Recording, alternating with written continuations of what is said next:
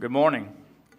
I'd like to call the Putnam County Board of County Commissioners meeting to order for August, I'm going back in time, October 8th, 2019. I'd like to welcome everybody to our meeting today. We'll begin our meeting by asking Marie Reese to come forward to deliver our invocation, and then Commissioner Rawls will lead us in the pledge. So if you're able, please stand.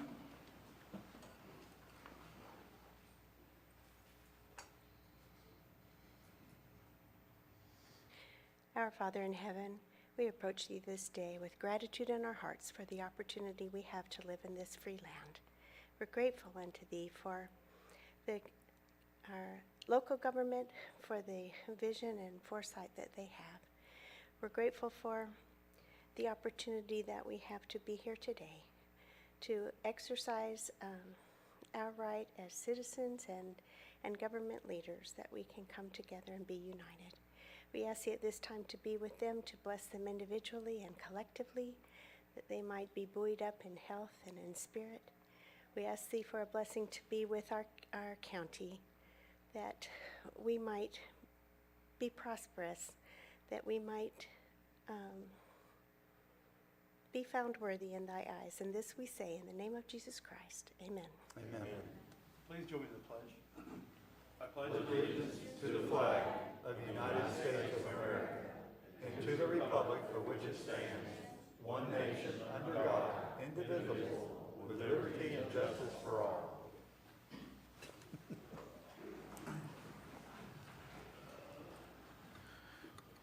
Thank you, Commissioner Rawls, and thank you, Marie. And on such notice, Marie, thank you so much. Commissioners, we'll move down to agenda item 2, approval of the minutes of the August 13, 2019. September 2019 Board of County Commission and August 27, 2019. I still move for approval. Okay, got a proper motion by Commissioner Goddard and proper second by Commissioner Harvey. Any discussion? Okay, seeing none, all in favor indicate by saying aye. Aye. Opposed, same sign. Okay, I'll recess our regular Board of County Commission meeting. I'll convene the Port Authority meeting. And our first item of business is to approval of the minutes of the August 13th, 2019 meeting and the September 10th, 2019 Port meeting. Mr. Chairman, I move approval as presented. Second. We've got a proper motion by Commissioner Harvey and a proper second by Commissioner Rawls. All in favor indicate by saying aye. Aye. Opposed, same sign. Okay, item B, we'll open up the public comment. Any individual wishing to speak on any of the port items, please come forward. Okay, seeing none, we'll close the public comment portion of this meeting and we'll move down to C, general discussion. Any items wishing to be discussed this morning? Mr. Chairman, I have something. Okay, Commissioner Rawls? On the consent agenda, in item F, there's a couple of insurance renewals that actually pertain to the port. I just wonder if we shouldn't move those up now, deal with those, if they can be dealt with individually. They're page 67 on our packet here.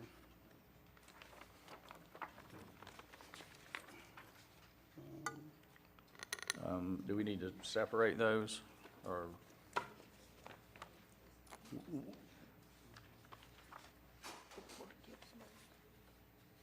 Okay.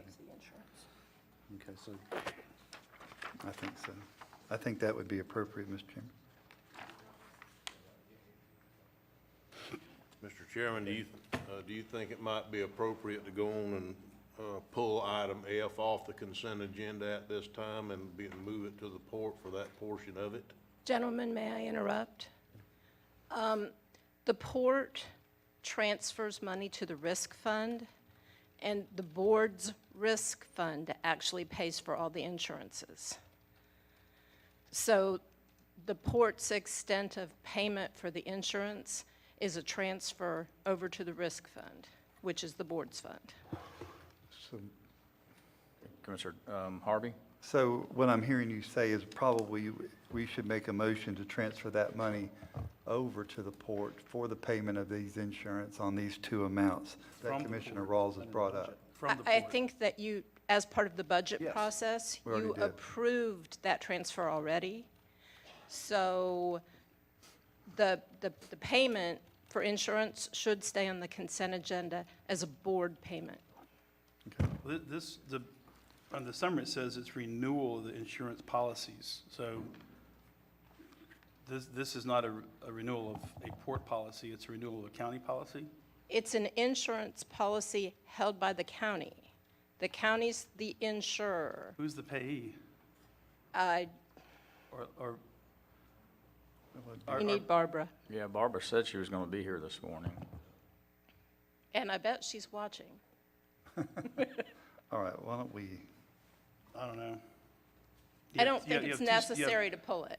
We're convened as a port authority right now to do port business. I personally have heartburn if we're trying to commingle things like that. The ordinances or the state statute's very specific, and it says that the port shall defray its own expenses. It doesn't say it might, it says it will, and, it just seems like we have a little bit of mud in the water, so if there's a way that we could get this cleaned up, it's confusing to me because it says we're looking for renewal of a policy, but you're saying it's not a port policy, it's a BOCC policy, but we're convened as a port authority. Exactly, and the port in the budget hands money to the board to pay for insurances. And the board then pays for insurances. I knew you were watching.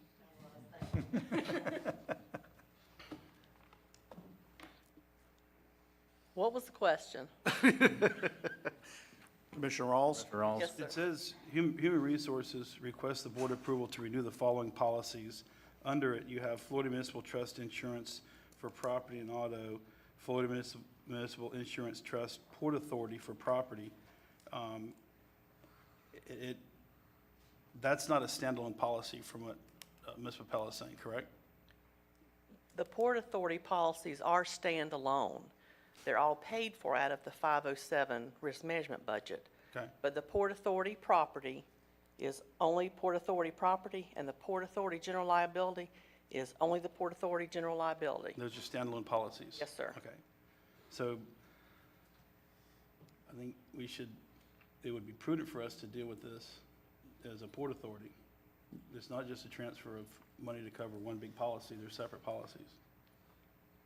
Okay, all right. Commissioner Turner? Okay, I need a little clarification here. Did we approve this already in the budget, under the Port Authority's budget? Is that what we did? Yes. So basically, this is just paying what we had already approved, and is the money coming out of the Port Authority to pay for this policy? It's coming out of the Port Authority, going into the risk fund, and then the risk fund is writing the check. Okay, but it's coming out of the Port Authority's budget, and it's already been approved? Yes. Correct. Okay, thank you. The money part. Right, I understand. But what we're looking at here is the renewal of a policy, not the approval of a policy. It's actual renewal of a new policy.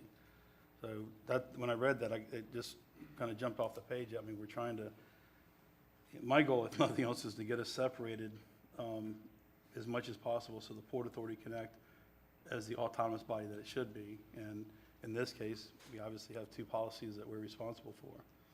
Mr. Chairman, Commissioner Turner? I'm not sure what you're asking, Commissioner. Just a second. Barbara, if we pulled this one policy that is on here for the port off of this policy and paid for it separately with a check, what difference would that make whatsoever? It is a separate policy.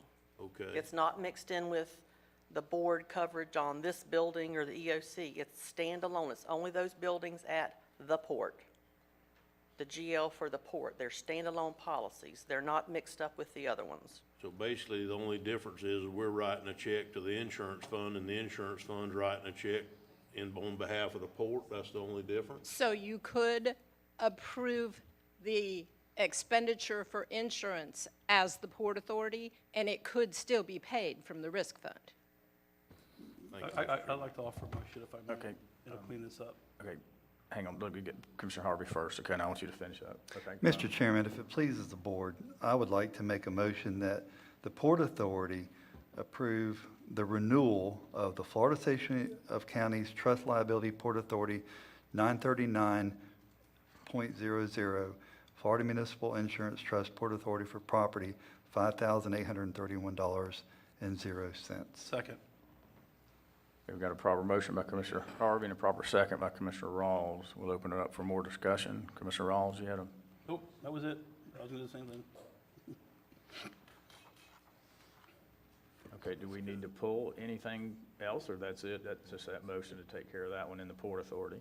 And we'll take care of the rest of them in the consent agenda, is that correct? Yes. Care of all of them in the consent agenda. You guys just approved it. Yeah, that's all. Okay. Only those two sections that pertain to the port are in this motion, yes. Okay, we got a motion on the floor. All in favor indicate by saying aye. Aye. Opposed, same sign. Okay. All right, any other comments about the port at all? Okay, I'll adjourn the Port Authority meeting and reconvene the Board of County Commission meeting. And item 4, the update on the CSX injunction, Mr. Joe DeNovo and Mr. Alex Sharp. Mr. Joe? Thank you, Mr. Chairman. Mr. Sharp and Sheriff DeLoach are here. There's kind of an update on where we are with regard to CSX. They've been working with the folks at CSX. Alex and I did have a conference call with their counsel a couple weeks ago, and this is pretty much just fill you in on the level of cooperation that we're getting from them, and anything else the sheriff or Alex would like to add. First and foremost, I just want to praise Mr. Sharp and Mr. DeNovo for the yeoman's work that they have done, working with CSX in the spirit of cooperation to make certain that their needs are met and that their work gets complete, and also that the needs of the county are met, and that we preserve public safety's best interest. As it stands right now, I'm prepared to make a recommendation to you that the Sheriff's Office and the Board of County Commission drop the suit against CSX. They have shown over the last several weeks that they are more than willing to be cooperative, which brings me back to a previous conversation that we had in a workshop as it pertains to this issue. And it's my belief, it was then and it is now, that this issue arose as a result of a contractor that they had retained to do some of this work.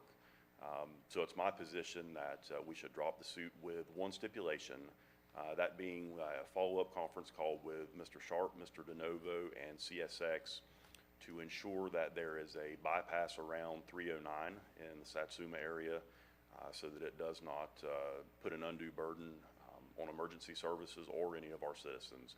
That work is scheduled to be completed in the next few weeks, but with Mr. Sharp and Mr. DeNovo's phone call and their assurance from CSX that they'll do the bypass, I'm prepared to recommend that we drop the suit. All right, thank you. Commissioner Sugg, or excuse me, Commissioner Turner. So we need a motion to drop the suit, is that what we need? Because it was instigated by a motion from the board? Yes, I think with that stipulation, like I said, we don't anticipate any problems with regard to CSX based on their cooperation over the last week or two, but we would want to make sure there is a workaround on 309. I'll just tell you, they're calling Alex anytime a train drops below 45 miles per hour. Mr. Chairman, so moved. Second. Okay, got a proper motion by Commissioner Turner, and proper second by Commissioner Harvey. Any further discussion? Okay, all in favor, indicate by saying aye. Aye. Opposed, same sign. Thank you very much. Sheriff, I just want to say, as far as the county commission and Mr. Sharp, thank you for your efforts with this. And it looked like you got CSX attention. It appears as though we did, yes. Yeah, so, which is a good thing, so. And also Administrator Suggs and Joe, thank you for that. Thank you, Mr. Chairman. Thank you, Mr. Chairman. And if I could, Mr. Chairman, I think this is a great example of when the commission and the sheriff's office, and we'll bring the school board in as well, started having these serious conversations about holding these contractors responsible for what they put our citizens in Putnam County through. I think the result of this is a great example of what can be accomplished. And I will tell you that, I think it was last week that Mr. Sharp contacted my office because CSX was wanting to do a build around, and we had an issue with some piping or something in the way, and probably within just 10 minutes, Public Works was already notified and headed out there to see what we could do to assist. So it's a collegial and a cooperative approach that we're using now, and I haven't had any further contact or any issues from anybody on these projects. So kudos to the sheriff's office, to Alex, and to Joe DeNovo for for their yeoman's work on this. Thank you. Thank you. Okay. Okay. Any other comments? Thank you. Okay, we'll move down to presentations and proclamation of the Family History Month. Ask Ms. Marie Reese to come forward with the Putnam County Genealogical Society and any of her staff with her. So I've asked Commissioner Goddard to read this proclamation.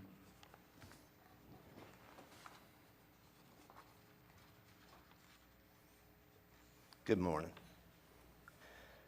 This is Putnam County Proclamation Number 2019. There's no dash, but I assume it's one. Declaring October 2019 Family History Month in Putnam County. Excuse me. Inasmuch as October has been deemed Family History Month nationally, and as much as the Commissioners of Putnam County recognize the importance of county and individual family histories, we do hereby proclaim October 2019 as Putnam County History Month in the County of Putnam, State of Florida. We recognize that family history research can offer greater insight into an individual's identity while also providing a sense of community and togetherness. This history can be found through DNA testing, records of military service, vital records, census data, ship passenger arrival records, and other historical documents. We join with state and local archives to supplement the research process and help individuals construct family trees. Local organizations such as the Putnam County Genealogical Society provide access to integral resources for genealogical research. Now therefore be it proclaimed by the Putnam County Board of Commissioners in meeting assembled on the 8th day of October 2019 that the month of October is declared Family History Month in Putnam County. Chairman, I so move this to be in our record. Got a proper motion by Commissioner Goddard and a proper second by Commissioner Rawls. All in favor of this proclamation indicate by saying aye. Aye. Aye. Opposed, same sign. Congratulations on the proclamation, October Family History. Hopefully you'll say a few words.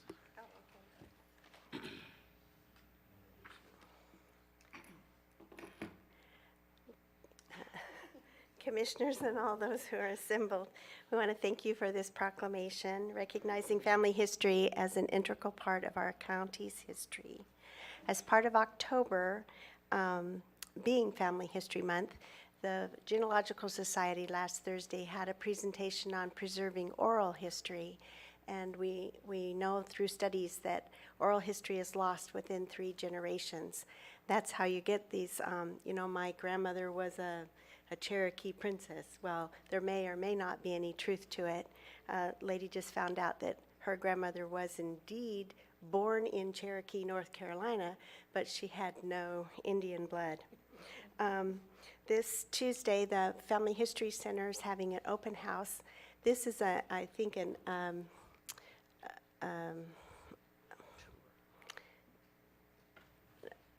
unrecognized, maybe, resource that the county has. It's amazing how much is there. There are trained volunteers to help people start their genealogy, to work through brick walls. You have access to Ancestry, to Fold3, to newspapers, all free. Everything is served by volunteers. And what a great asset that is. We have an invitation somewhere. Yep. The library's planning on beginner workshops on genealogy, and looking ahead, the Genealogical Society is partnering with the Historical Society in February to have a History and Genealogy Expo. Again, we thank you and appreciate this recognition. Can we have our... Thank you so much. Commissioners, any questions or comments? No? Okay, all right, we'll get a photo. Thank you so much for what y'all do, okay?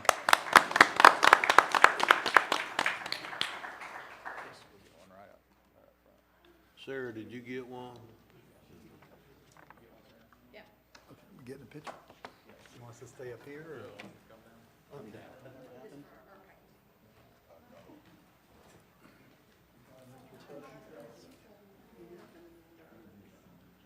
bunch of us here. That's okay, you stay right behind.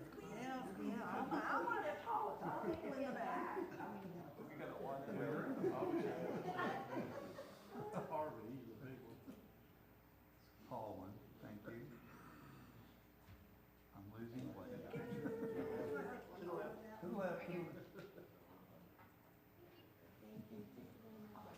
Thank you all very much. I'm Secretary of the Genealogy Society, Sharon Barnes. I was supposed to introduce everyone. This is John Robinson. He's actually the president this year of the Genealogical Society. Sally and I are directors. Sharon is secretary, and Patricia is one of our brand-new members. So, thank you. Thank you.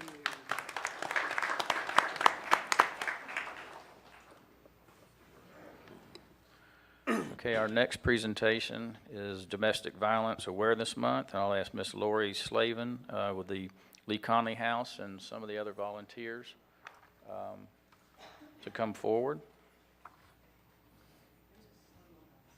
Okay, that's good. Good. That's good.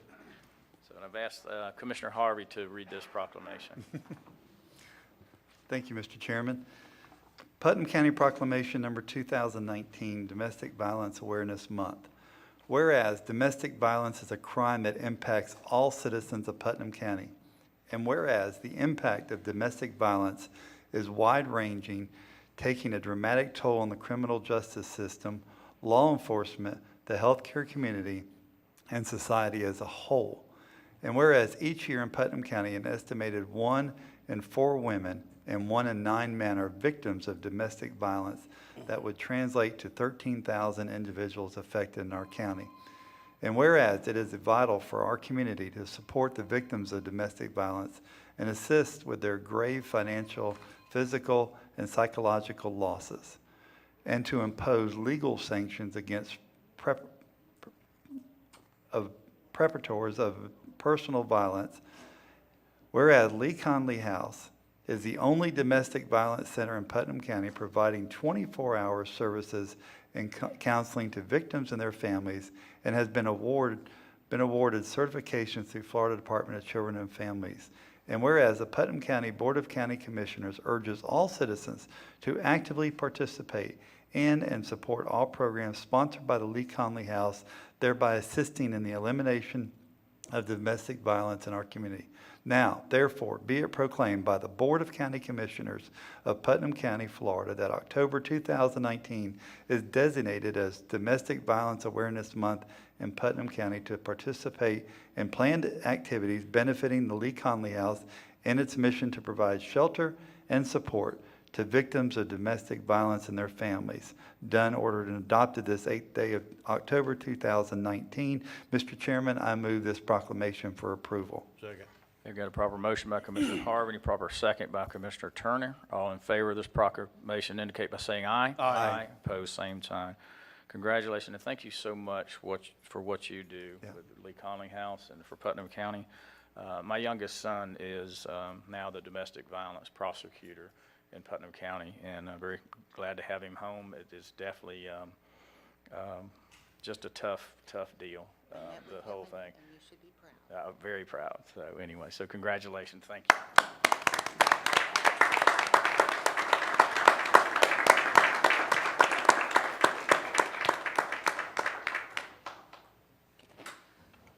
First off, I just want to thank you all for recognizing Domestic Violence Awareness Month, October. It's nationally recognized, so we're very proud of the work we've done, the movement, how far we've come. For some of you that have been involved at least as long as I have, Jeff, Tim, Susan, you can testify to how far we've come in Putnam County alone and nationally. But this could not have been done without our wonderful partners from the State Attorney's Office, the Sheriff's Office, the Health Department, Clerk of Court, the Palatka Police Department. Am I forgetting anyone? We have wonderful partners all over Putnam County. But the advocates, Joanne and her team, our 24-hour, 7-day-a-week advocates at the shelter, Kim and their team, the Kims, Janet and her team, and the team at the police department, and obviously the clerk of court. We can't do what we do without them, and we can't do what we do without you. And I know that individually, many of you have been involved with what we do, our movement, and collectively, you have always been a great supporter of Lee Conley, and we appreciate that. Good. Anybody else? I know Tim Smith has a comment he would like to make, so. Thank you, Mr. Chairman, and so good to see all of you here for Domestic Violence Awareness Month. Last year during this event, I spoke about the creation of the Lee Conley House and of the namesake that was assigned to that. So I'm not going to go back over that, but Mr. Chairman, if you don't mind, I would like to take just a couple of minutes and make some comments about domestic violence. I was leaving the courthouse last week, one afternoon about 4:30 at the front door, and the deputy sheriff was there that serves papers for that day. He had 7 to go serve. They had processed 7 domestic violence injunctions that one day. If you ever look at a domestic violence document, it says petitioner and respondent. Petitioner is the victim, the respondent is the abuser. I think it's unfair to have those nomenclatures used in that. It should say what that is. It's a victim and an abuser. And sometimes you have to pull those curtains back and look at the ugly truth, and that's what's going on here. Abuse comes in a lot of different forms. It's not just a physical abuse. It can be mental. It can be separating mothers from children. It can be withholding cell phones. It can be controlling bank accounts. It comes in a lot of different forms. But irregardless how it is, it's wrong. And when it gets down to the part of a physical abuse and of a abuser, and it could be a woman, it's usually a man, but it can be a woman, the same. If the abuser uses physical force, that should be called out. Those folks should be identified. If this is ever going to stop, it's going to have to come with some consequences.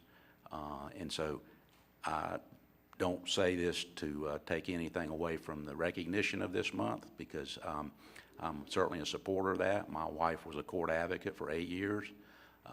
I lived that with her 24 hours a day, because when you're an advocate like these folks here, 5 o'clock comes, it doesn't stop for them. They work all day and all night. They get phone calls in the middle of the night, and it's strenuous on these folks. So I applaud all of you that are involved in this, that move this effort forward. We've made progress in Putnam County. We've still got a long way to go. But I do believe that abusers should not go without some consequences, and the sheriff does a great job when they violate those injunctions. They work to try to bring those folks to justice, and they should. And so I wanted to make those comments. Some years ago, during this month, we put lights on the courthouse specifically to turn purple lights on during October for this, because we wanted people, when they drove by at night, to see the building lit up with purple lights. Now, unfortunately, our lights are on some kind of breaker that every time it rains, they get tripped off and they turn them back on and the lights go back to white. So I went by last night, they were white, and I said, oh, they're not supposed to be white, they're supposed to be purple. So we're working on that today. But this really is a important issue in our community, and we all have to do our part. And I'm gonna finish up with one last story. Some years ago, Bill McCullum was the Attorney General for the state of Florida. He asked me to serve on a fatality review team. I didn't really know what that involved. I was glad I did it, but it was a 3-year effort. They went back. There was a case in Orlando where a wife and 2 children were murdered by an abuser. And so what they do with the domestic violence review is they go back as far as they can in their life and see if there were any signs and opportunities for someone to intervene that would have stopped that. In this case, there were 13 instances where this woman had reached out and sought help and didn't get it. And so then the Attorney General can go back and say, okay, we have to put controls in place. We have to put safeguards to try to allow those folks, when they come forward, that someone is there to help them. And so some of that results is what you see behind you today, is this huge team here in Putnam County that's working to do that. And so I thank all of you. I get to see it firsthand, and if you ever want to really know the true aspects of domestic violence, you read the descriptions of what happened. It will send chills up and down your spines. And so thank you for allowing me to make those comments, and thank all of you for the great work you do on our behalf. I just want to say one more thing. Joe threw me off being in uniform. Purple patch. He's always in uniform when I see him. However, Joe is our board member, and if you'll look on his uniform today, he is wearing patches that support domestic violence. These patches are on sale at the Sheriff's Department. They're $8 a piece. Yes, I believe so, and you'll see that many of our deputies are wearing them throughout this month. We allowed them to purchase these patches, and then we put them on uniforms for them, so you see a lot of our deputies in purple and even some in pink this month, so that's what that's all about. But since Lori called me out anyway, I was trying to hide in the back over there. I just want to follow up on what Mr. Smith said and what Lori has said. I think that we have the best team. I mean, I'm in my 22nd year of law enforcement, and I've seen how we handle domestic violence progress so much from the days when I started to if a victim didn't wish to cooperate or file charges and we left the scene and nothing further was done, to where now the state is a secondary victim and we can step in for them. But I'll tell you, we are seeing domestic violence tick down in Putnam County this year. We're hoping that holds, and we'll show some great numbers in December. I think a lot of that is due to this team behind me, our close working relationship with the Lee Conley House, Sheriff DeLoach's program to put these ankle monitors on prolific domestic violence offenders. We've recently just worked with the judges to extend those distances out further so that we get more notice as the offender approaches the victim's home or place of employment. And we've made a lot of arrests off those ankle monitor violations. Some of them were cases that were very serious, so I think that's working well. Our victims advocates, we've just obtained a fully funded grant to add a third victims advocate at the Sheriff's Office to concentrate on domestic violence. So it's all coming together, but it's just going to take a lot of teamwork and a lot of time to change the public perception that domestic violence is not a private matter. It's a crime against the community, and we have to address it that way. So, thank you. Thank you, Joe. Well said. Thank you, Joe. Commissioners, any other comments? Commissioner Rawls? Yeah, I'd love to echo what Mr. Smith just said. That I've worked with Lee Conley House on and off quite a bit over the past 10 or 12 years, and being on the Public Safety Coordinating Council, one thing that we talk about a lot is mental health and substance abuse issues, and that drives right at the heart of what you guys have to deal with. And the victims are not just the men or women that are abused, but also the children that have to be taken out of stable environments, put in an unstable environment. And if you've never had the displeasure of going into a domestic violence shelter and hearing children talk about being there, and I've had the I guess the displeasure of witnessing it where a 4- and 5-year-old brother and sister were talking, and the sister said, "This is the nicest house we've been in." That really, really hits at the heart of it, and it's a community problem, and the solution is a community solution. And I really hope that going forward, this commission will see the value in trying to get substance abuse and mental health issues support and inpatient treatment facility maybe in the county. You know, we have a huge need here as a county, and unemployment leads to substance abuse, leads to domestic violence. We really have to, work towards getting these guys out of business, which is getting everybody else into business. So I applaud you for your efforts. I could not do what you guys do on a daily basis. You really, really, really have a special heart to be able to do what you do. Thank you, Commissioner Rawls. Any other comments? Okay, thank you so much for what y'all do and making a difference in our community. So thank you for your comments, Mr. Smith, and we'll get a picture, okay? That work? Hey,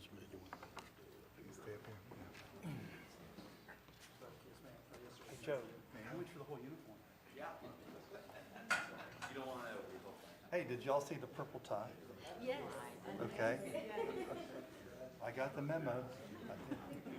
We're gonna need the sheriff. We're gonna to get get the- up and do that thing again. Trying to raise a little money. Sheriff, you gonna take pictures again? Probably be the only way I'll get seen. Perfect, I can stand on this step. Oh, yeah. You were about to hit 7 inches, did you? Did you get us all? Good deal. Thank you so much. Oops. What was that? Oh.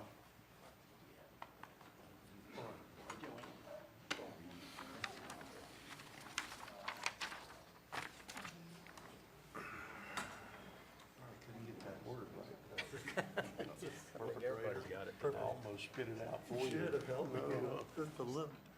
I couldn't get the word. I'm I apologize. just going down the line. And then it bothered me as I kept going. Darn. And I practiced it too.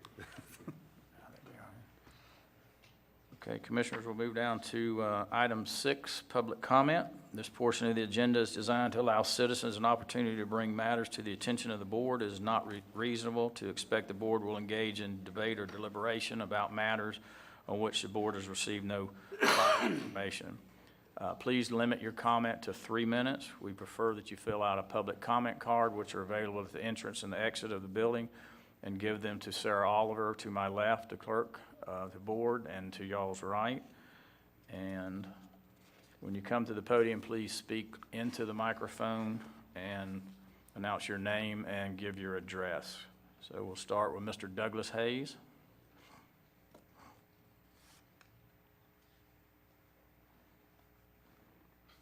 Good morning. Good My morning. name is Douglas Hayes. I live at 216 Hilltop Avenue in Satsuma, candidate for County Commissioner, District 3.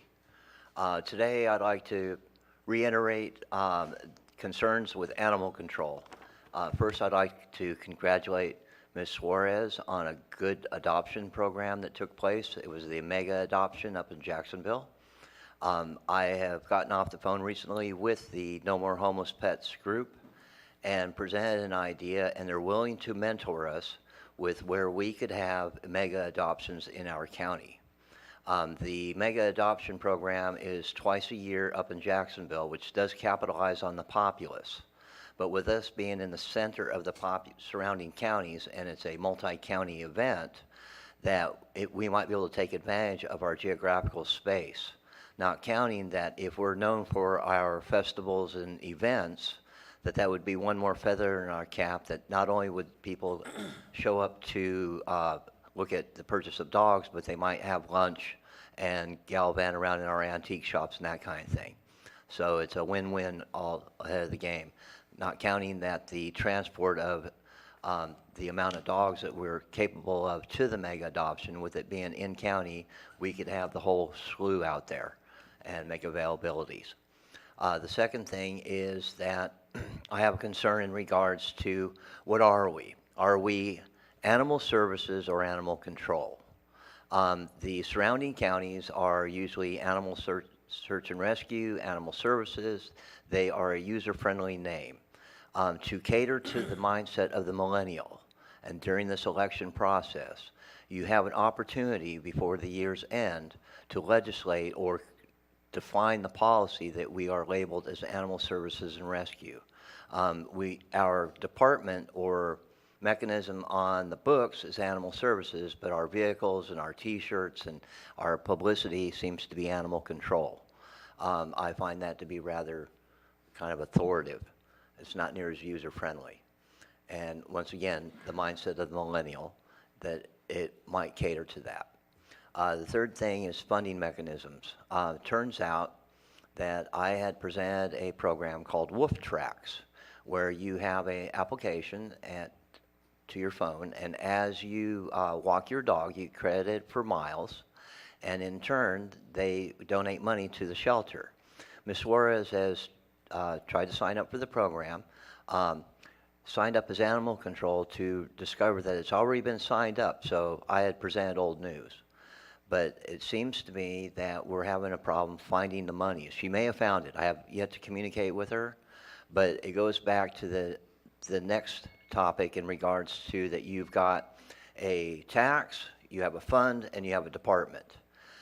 We do not have a department. We don't necessarily have to have a placeholder, but what we're running into is that the money that's donated goes to general fund, there's an account assigned to it. Finding that and having accessibility for the Sunshine capabilities. How much money has been donated? What do we have in the account? What can we utilize? And so it's difficult to find. Where if it's a little more transparent, which we had an opportunity, I had presented the idea during the budget process that you could have made that transition. But I'd suggest that perhaps we could do that, because the next thing is a personal thing is to help assist in funding. PetSmart has 5 different funding mechanisms, including transport for dogs for adoptions. They have pre-adoption medical capabilities, and they also have for if we wanted to set up a veterinary school and that kind of thing, and a couple other ones. And so the process is that you sign up with one of the PetSmart stores, and they actually do foster adoption programs where you bring your dogs over there and they help to adopt them out. And because it would be a cost issue of transporting to St. Augustine or DeLand or Jacksonville, they have the funding mechanism for that. So there's a complete adoption program. I'm unaware if we're involved in it, but when you look at the government website, it has a PetSmart logo, and you tap on it, and it's so that you can donate to the PetSmart charities. It doesn't direct you to where our involvement in that program. The next thing is that And Mr. I Hayes, mentioned- if you wrap it up about Okay, I'll wrap 30 it up. seconds. The final thing is, I had mentioned that a lot of agencies have what they call the Friends of, and that is your nonprofit organization that holds the charity events and that kind of thing to help subsidize the government entity. We have a Friends of, but it's not a nonprofit organization. They've been so kind as to help with our social media in posting dog adoption, but they've hijacked the name. I think that somewhere on the line we need to work with that individual or individuals and create the nonprofit so that we could hold charity events, because if we want to have a nice animal shelter, it seems to be all about money, and that would be a revenue source to do so, other than the government entity trying to panhandle and ask for donations. Thank you for your time. Thank you, Mr. Hayes. God bless. Mr. Chairman, if I might. Okay, Commissioner Rawls? Mr. Hayes, did you attend the last Animal Services meeting? No, I did not. It was held at 9 o'clock, and I'll give him an update. I spoke with a person that was part of the Animal Advisory Board, mentioned to him my concern in regards to it being held again at 9 o'clock in the morning, and his response was that because of government departments have to tend to appear, that they have it in the daytime during the government operations, which I have concern if it's a Citizens Advisory Board, and I do understand that it's not fair for the government entities to, on their free time after hours, show up at these type of events because they're hourly employees. But at the same time, if we're a Citizens Advisory Board, the citizens can gather and discuss and then occasionally hold meetings to update with the government entity during government times. Okay, so the answer is no. I would highly encourage you to attend those meetings. I think you have a lot of great ideas. I think they need to be heard by the Animal Services Committee, so we can hear from them.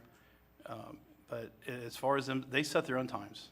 If they're not aware of that, they should be made aware of that. But the citizens volunteers can set the meetings whenever they want. So but I would highly encourage you to find a way to make that next meeting and bring your ideas. I think they would love to hear from you.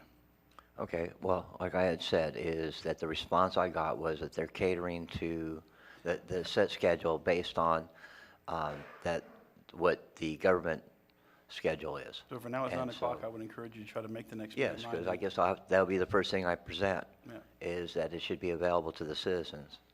Thank you. Thank you. Thank you, Mr. Hayes. Okay, next speaker, Ms. Andrea Conover.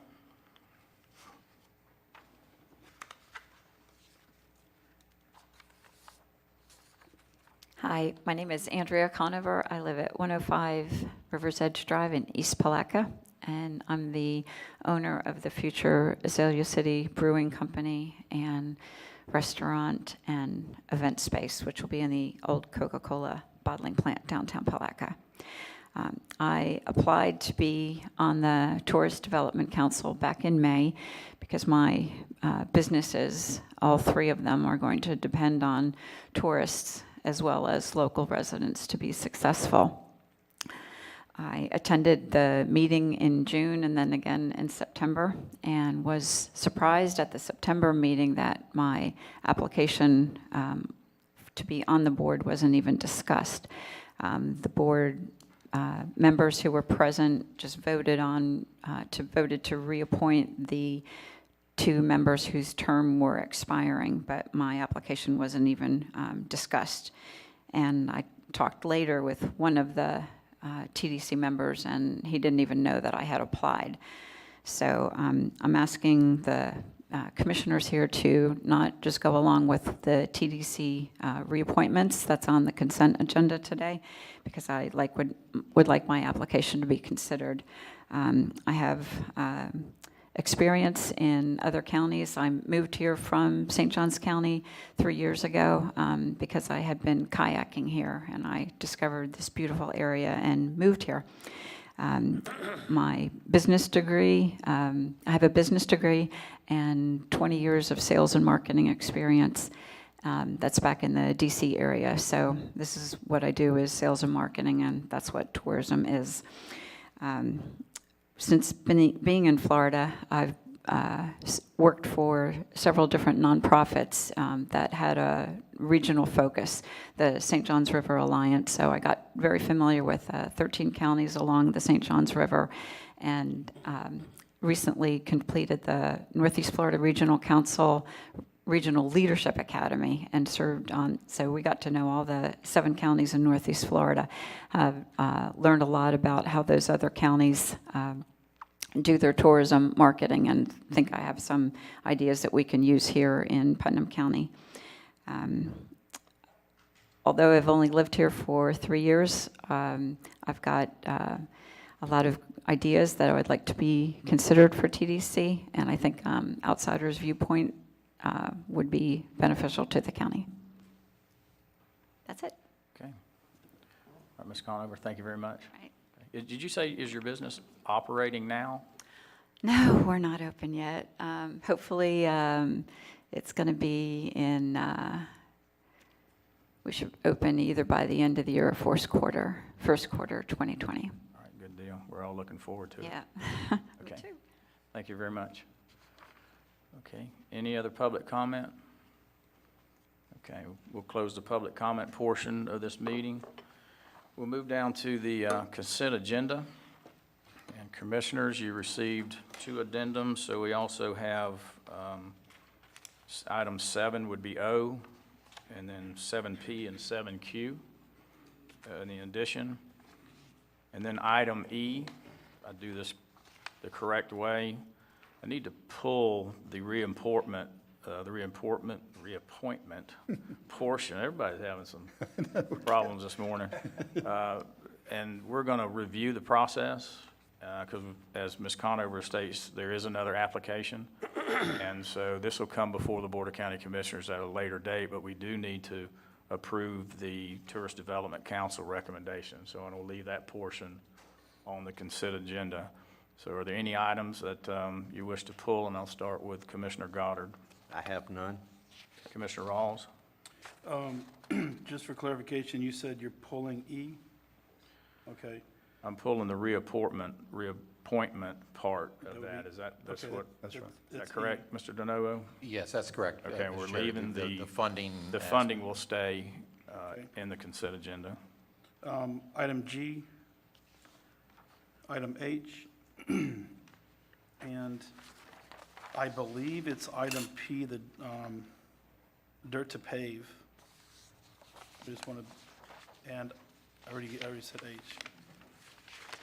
Okay, dirt to pave is O. Oh, hang on just a second. What page is that? That was the addendum that was it. I have to do it by, I got mine in order. What page is that? Just give me the page number. Just the page number is fine. It was It's one of your addendums, sir. in the addendum, 2 to 4. What page number is it? 2 and 4. 204? No, 2 and 4. 2 through 4 of the addendum. Okay, that's fine. But what item number is it? 7O? 7O. Okay, O, okay. So it'll be O, H, and G. I got G, H, and O. Is that correct? Yes. Okay. Commissioner Turner, I have none. Commissioner Harvey, I have none, Mr. Chairman, and Mr. Chairman, I'd like to make a motion that we approve the consent agenda items A, B, C, D, E as amended, F, I, J, K, L, M, P, and Q. okay, we got a proper motion to move those items forward. Do you have a second? I'll second. Okay, got a second by Commissioner Goddard. Any further discussion? Okay, seeing none, all in favor indicate by saying aye. Aye. Opposed, same sign. Okay, Commissioner Rawls, we'll start with G. All right, so it's kind of G and H combined. In G, we've got an ask of an increase of about $200,000 for the CEI. And then we have a contract for CEI services for about $105,000. Now, I'm just trying to figure out why we're asking for more money than we're actually needing for this, for the CEI services. Mike Nimitz, Public Works. The initial funding agreement from FDOT did not include the funding for the CEI services. Right. That's what this new agreement does. It captures that. But And- it's double what the actual CEI cost is, and that's why I'm saying these two issues, G and H, can be discussed, because one is asking for more money than we need, and one of them is half the money that we've asked for, and I'm just trying to, I wrote, you got, 20% CEI services, then I wrote, but actual is only 10%, and I'm just trying to figure out why that would be. With the variances, well, again, some of it could be with the Turtle relocate, as well as some additional, potentially some construction items. I'm thinking I would have to look at that, why the accounting may be The off. total relocate 17,000, but. No, that's for it's- phase one. Huh? That's for phase one. The 17,000 is for phase one. But your total CEI contract is 105,000, 105. but the ask is an additional. The additional was 200,000. 1.2. So there's some additional funding. I would have to research why that is, but I'd look into that. Well, who comes up with the numbers, I guess? Do we FDOT. come up with the numbers on the ask? We've been with FDOT. Okay, so we ask for an additional amount of money that supersedes what we actually need by double, and I'm just, who came up with these numbers? I would have to follow up with our engineer. I think there may be a little bit of oversight between the construction costs there. I think some of that may be construction costs that were not captured in the beginning. Okay, well, what I'm looking at says CEI, so, I agree. And then There's right there is behind a it's the CEI variance there. contract. I would have to research it further. I'm not sure. well, it's just confusing to me, having to make a decision that is double to one, that's all.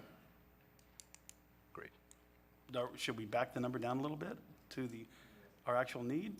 I could follow up to see where that variance comes from and advise the board in today's workshop meeting. Okay. I just noticed that myself, so So, I will follow up on that, and I could provide further advisement and clarification. so are you saying we should just hold off until the workshop on this? Is that what you just said, or? Yes, I would like to, given the light of the situation there. That is a significant variance, and I will have to follow up on that. Okay, all right, Commissioner Rawls, we've got a couple other questions, and I'll go back to you. I'm okay. Commissioner Turner? This has been approved by DOT and it's being paid by DOT Scott grant, is that correct? Yes, sir. What's the problem then? DOT's paying for it. They've approved the civil services that are being done. So I don't understand where there's a problem here, and I certainly don't think it needs to go to workshop this afternoon. It's not out of our pocket. Again, it's no cost impact to the county. There is a little bit of variance in the numbers, and I'd need to dial in where that variance comes from. Yeah. Okay, thank you. All right, Commissioner Harvey? Yeah, thank you, Mike. Also, DOT will audit this, and if there is a discrepancy, that money will go back to DOT. Yes, that is correct. We have had some funding agreements come through Yeah. above what the contracted amounts were. I got And that. so there is some contingency, so it may be some contingency funding that's in there. that may be utilized for additional change orders and things of that nature. Gotcha, but DOT But there is will- a discrepancy there. DOT will audit, and if there's money left over, all that money will go back to DOT? That is correct. Thank you. And it's not uncommon for some of these projects to increase in price due to unforeseen This one has conditions. increased a lot, and it's time for Considerably. this to come home. In the growth for tourist relocation, again, for the numbers we have dialed in right now, there's always a potential that they discover that they're more than what they estimated, that number will increase, as well as duration as we've seen with I phase know. one. Believe me, I know. Yes, sir. I would rather have more money than not enough from DOT in this particular situation, so. Thank you. My concern is that we have a hard CEI number, but do we have that before DOT approved this? Or, I mean, at some point, DOT comes to us and says, like, how much more do you need? And we just throw out an inflated number. Their hoping to get funding that? figure, their CEI estimate came in before we negotiated that number, so that may account for some of the discrepancy Okay. as well. Okay. This- My biggest concern is I don't want us to be out there asking for astronomical numbers. If we could use this extra money somewhere else and ask for it somewhere else, we have a lot of needs in the county, obviously, but tying it up for this one project, if we could possibly Well, ask for it somewhere else. The would be- funding allocated for this project is specifically for this project. They can't go and shift it to other projects. My point It's is 5 years out. if we weren't funding that extra money for this project, maybe it could go to something else if it wasn't tied up here, but I'm good. We can move forward. The other one I had was the dirt to Okay, pave. wait a minute, let's go ahead, and I want to add, I forgot to, everybody's got a update of the resolution, okay, that replaces page 86, and it now matches the project description on page 87. Right. Okay, in your public works part, okay? So we got that for the record. Thank you. Okay, so. Mr. Chairman? Chairman will entertain a motion on item G. Mr. Chairman, I'd like to make a motion that the consent agenda items G and H be approved. I'll second. Okay, got a proper motion by Commissioner Harvey and a proper second by Commissioner Goddard. Any further discussion? Okay, all in favor, indicate by saying aye. Aye. Opposed, same sign. Item G and H passes. So we'll move down to item O. Okay, and that's the dirt to pave list. The question I had on that is let me find this first.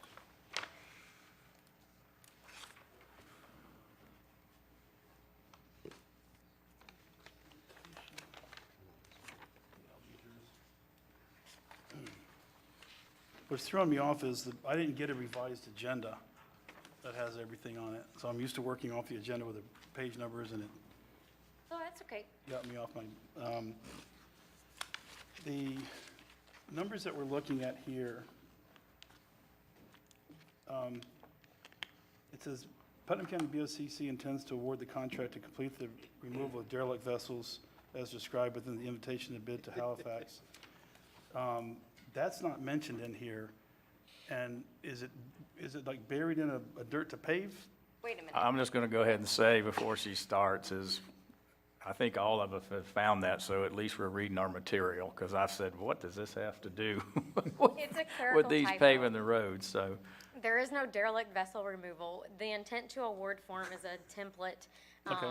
and it was used to remove. An addended or an Okay. amended intent to award was posted online, but it didn't have a material I thought change. it was the two derelict vessels that we've been talking about that the state won't recognize as a vessel, and we were going to bury it in the pavement of a road somehow, but, It's just a template. okay, Clerical error on my part. okay. Are any of these being awarded under a continuing services contract? No, this was a This was dedicated bid okay, just all right, for. I'm good. Okay. Okay. And by the way, I put pull to discuss. I just wanted to get a clarification Sure. on the derelict vessels. Anytime, yeah. Commissioner Pickens came to see me yesterday about it, so. Okay. Excuse me. can Okay. I interrupt? Commissioner Pickens, can we have some clarification on consent agenda item N? We had some confusion as to whether it was included. I think You know you what? said N, did you N? I not just wanted to say make sure N? it was on the recording. If I didn't say in, I meant to say in. How's that? you want us to do it separately? Okay. Okay. Chairman will entertain a motion on item O. So moved. There's a Second. proper motion by Commissioner Turner, proper second by Commissioner Rawls. Any further discussion? Seeing none, all in favor indicate by saying aye. Aye. Aye, opposed, same sign. Okay, consent agenda passes. Chairman, may we take a 3-minute break? Take a 3-minute and 8-second break. Coffee time. Time to get rid of it. Look like you enjoyed Disney. I did, yeah, it was, you know, anytime you get out of county for a few days, it just feels like you've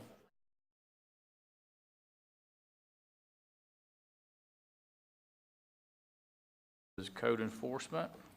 While they're coming forward, I'd like to recognize a few individuals in our audience. Mr. Lee Gardner, the interim administrator for the city of Palatka, president of the Chamber of Commerce, Ms. Dana Jones, and Ms. Leota Wilkinson, Bobby Payne, State Representative Bobby Payne's administrative assistant, so executive assistant. So welcome.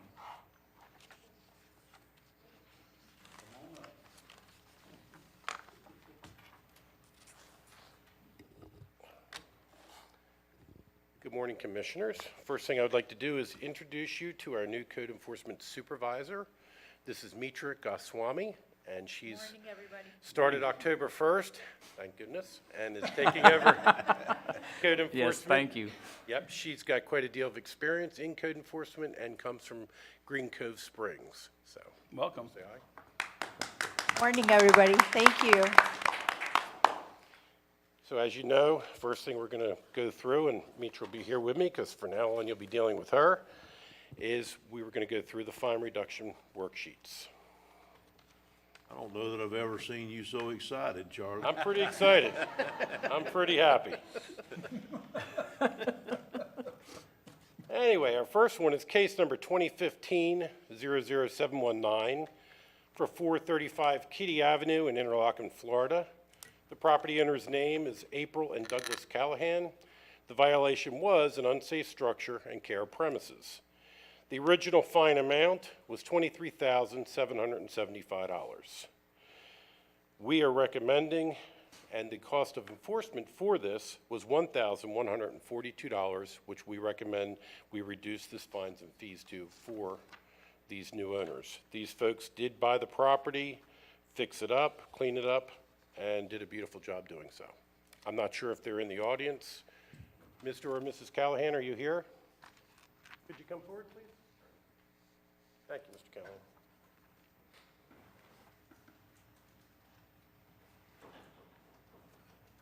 Thank you for your time today. This has been a long, painstaking fixer-upper. Speaking of the mic. During the last 9 months, we hit a little setback. Our property was broken into, stole a lot of valuable tools and things like that. So we do have a little bit of setback there, but things are going a little bit better. We hired Preston to come in and redo the electric to make sure it was safe. And we're continuing to dump a lot of money into it. Anything you guys can do to help me out, I really appreciate it. Okay. All right. Any questions, Commissioners? I have a question. No? Okay. Charlie, at the last time we did this, I believe it was the monthly administrative fee that we were also waiving. No, that is something that you folks, is all I can recommend to you. No, I'm saying that last time we had, when we were going through these, the administrative monthly fee, we waived on one, then we said, you know what, we can waive it on the other ones. Is that correct? I don't remember, I think that you did make the choice to waive it on one, but I didn't know that that was something we're gonna waive from now on. No, I'm It just- is a I'm- cost to the county. Okay, I'm just asking if that was that one fee. That was not my understanding, but that is that fee. It's a $10 a month administrative fee for us to, look back on it and stuff like that. It is a soft cost, and it is something, all this is at your discretion to change. Right. And understand, once again, is all I'm recommending is what the total cost of enforcement was to the county. Okay. Any other comments, Commissioners? What's y'all's pleasure? I'd like to make a motion that we waive the administrative $10 fee for a total of $320, which, if my math is correct, reduces the enforcement action to $822. 822, did you say? Yes, sir. Okay, Commissioner Turner, I know you made the motion before. Is that what we were doing? I remember we were being consistent with each one because they all had different amounts. Some was 5, one of them was only $25, I think. I think Is that was the, if you'd allow me to second the motion, I'd Okay. be happy to do so. can you second the motion? Or would you? No, sir, he made it and I hadn't seconded it yet. It was like that. Before my esteemed chairman kicked in, so. So anyhow, I think this is consistent with what we were trying to do before, and, was to try and reduce administrative costs on this down to a portion of it. And I think it's also consistent because it's another one of these properties that were out of compliance. Somebody purchased it, they've done everything they could to get it into compliance, and I think those are exactly the ones that we need to help out as much as we can. So I'm in full agreement with Commissioner Rawls' motion. Where's my star? Okay. On my desk. All right, so we got a proper motion by Commissioner Rawls to an additional reduction of $320 from the administrative monthly fees to take it down to $822, correct? And we got a second by Commissioner Turner. All right, Commissioner Harvey? Yeah, further discussion, Mr. Chairman. Are we going to put a time limit on this, like 60 days or 90 days? Oh, well, they're already in compliance, I think, but they'd have to pay it within 90 days or Right, 60 something days? like Yeah, that, yeah. okay. 90 is what you've been going with. Okay. 90? Okay, within 90 days. Commissioner Rawls, would you amend your motion to add that that has to be paid within 90 days? Yes, I would. I'll amend the second, Mr. Chairman. Okay, so we've got a proper motion again with the amendment and proper second. Any further discussion? Yes. Okay. Commissioner Goddard? Yeah, same thing is, you said these are soft cost. Yes, sir. Okay. Now, do we want to make this, how we're going to do this from now on? Make this, that we're going to eliminate the administrative fee, in these type of circumstances? Commissioner Turner? And then we'll go to Commissioner Harvey. Yes, sir, Mr. Chairman. I think that we need to maintain consistency throughout this process. That's the most important portion of it. But I think we also need to hear what they think the costs are. And if we decide to do that on a case-by-case basis, I think it would be proper to do that. But for them to just start dropping their costs off because we're not making them pay them, I don't know that would be proper. I would like someone else's opinion on that, but I think we should hear it and then remain consistent about not doing it. Right. I definitely want to recapture our cost. At all possible, but we also want to help those that are doing what we really deem is beneficial to the county, which is improving these properties. So I just want to see if we want to continue putting it on here, and then we'll make the decision each time to reduce it or leave it. Mr. Chairman, may I ask a question? Yes. Is this something that I could bring some recommendations to the workshop on? We're always open to recommendations from you, Charlie. Because I would really like to have Mitra's input on this and John Ciaffi's with maybe something that's a little bit more user-friendly. So if I could get on the agenda in the future for that, we'll bring recommendations to you if you'd like. Okay. Thank you. Put that on maybe a third Tuesday workshop, when next time we do it. Okay, Commissioner Harvey, did you have a comment?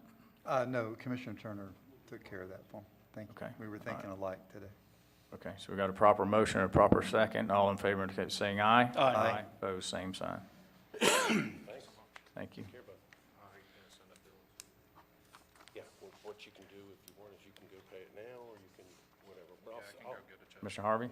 send it to. I will after they make their presentation. I just wanted to go ahead. Just and wanna be be first on first, the next one. Yes, sir. 3 months, thank you. Gentlemen, the next one is case number 2013-0035, 113 Mangles Drive, Interlochen, Florida. Cynthia Torres Gonzalez. It was for an unsafe structure, permits required, and care premises. The original amount of fines and fees was $41,862. The cost of enforcement on this, and our recommendation is to bring it down to cost of enforcement of $2,012. I'm not sure if Ms. Gonzalez is here today. Is Ms. Cynthia Gonzalez in the audience? She is not, Mr. She is not. So that our recommendation is that she be given the opportunity to reduce it to $2,012 to be paid within 90 days, please. Okay, so thank you, Charlie. Commissioner Harvey? Thank you, Mr. Chairman. Members of the board, Ms. Gonzalez will be watching as soon as we post this video online. She's at her business up in New York area. Just want to let you know that this is in our neighborhood, and if you see the page, the last page of your packet on this topic, that home had been sitting there for a long, long time, over 20 years. And it was a drug haven, it was all kinds of things. And it's now you look at the bottom picture and it's not there anymore. Mrs. Torres bought this property behind her mother to move onto the property and to help her mother live out the last of her years. They actually built her mother a house right in front of this property. Ms. Torres will be actually locating some of her business here in Putnam County. And I appreciate these administrative soft costs because I went to Charlie and Mitra earlier with Mr. Cialfi. You know, in a building permit, she's going to spend a lot of money to build a new home. And if we could reduce that cost down, that would really be beneficial to her because this is what we want. We want people to buy these places, clean them up, bring their business to Putnam County. We got a win-win situation all the way around on this. So, Mr. Chairman, when that time comes, I'll be prepared to make a motion. I think that time's here, sir. Yeah, I think. Chairman, I make a motion that the board accepts $1,457, which is less the $555 from the actual presentation, if it's paid within 90 days. I'll second that. Okay, so we've got a proper motion from Commissioner Harvey to reduce it another $555, bringing it to $1,457, and we got a proper second by Commissioner Goddard. Any further discussion? Okay, seeing none, all in favor indicate by saying aye. Aye. Opposed, same sign. Okay, The next thank you, case is 2009-00351, 152 Slaughter Road, Palaca, Florida. The property owner's name is Robert S. Wester. Violation is dangerous structure, care of premises, which have been corrected. The original amount of fines and fees was $88,377. The cost of enforcement on this was $2,154. This fellow bought this property, he demolished it, cleaned it up, and has done a beautiful job doing so. Our recommendation is that the board vote to reduce the fines and fees to $2,154 and it to be paid within 90 days. Is Mr. Robert S. Wester in the audience? No, he is not. Okay, all right, Commissioners, any questions on this? Just Mr. Rawls? following what we've been doing, I'd make a motion that we reduce the fine an additional $1,175. From when I'm reading the letter, Charlie, it says that he has cleared the property. All the nuisances and concerns that we had are gone, and Yes, sir. we now have a, Just what we Nice, clean wanted. piece of Somebody property. came in, bought it, cleaned it up. so yeah. Sir. Okay. Okay, we got, Mr. Chairman, I didn't hit my button. I'll okay, all right, second that okay, we got a proper motion by Commissioner Rawls to reduce it an additional $1175. What's that bring it down to? $979, I believe. Yep. 979. Okay, we got a proper second by Commissioner Turner, so we'll open it up for discussion with Commissioner Harvey. Mr. Chairman, this is making me so happy. Not only because we're cleaning up areas in our county, but we're not spending money doing it. And we're not abating them, we're getting them cleaned up and back out there.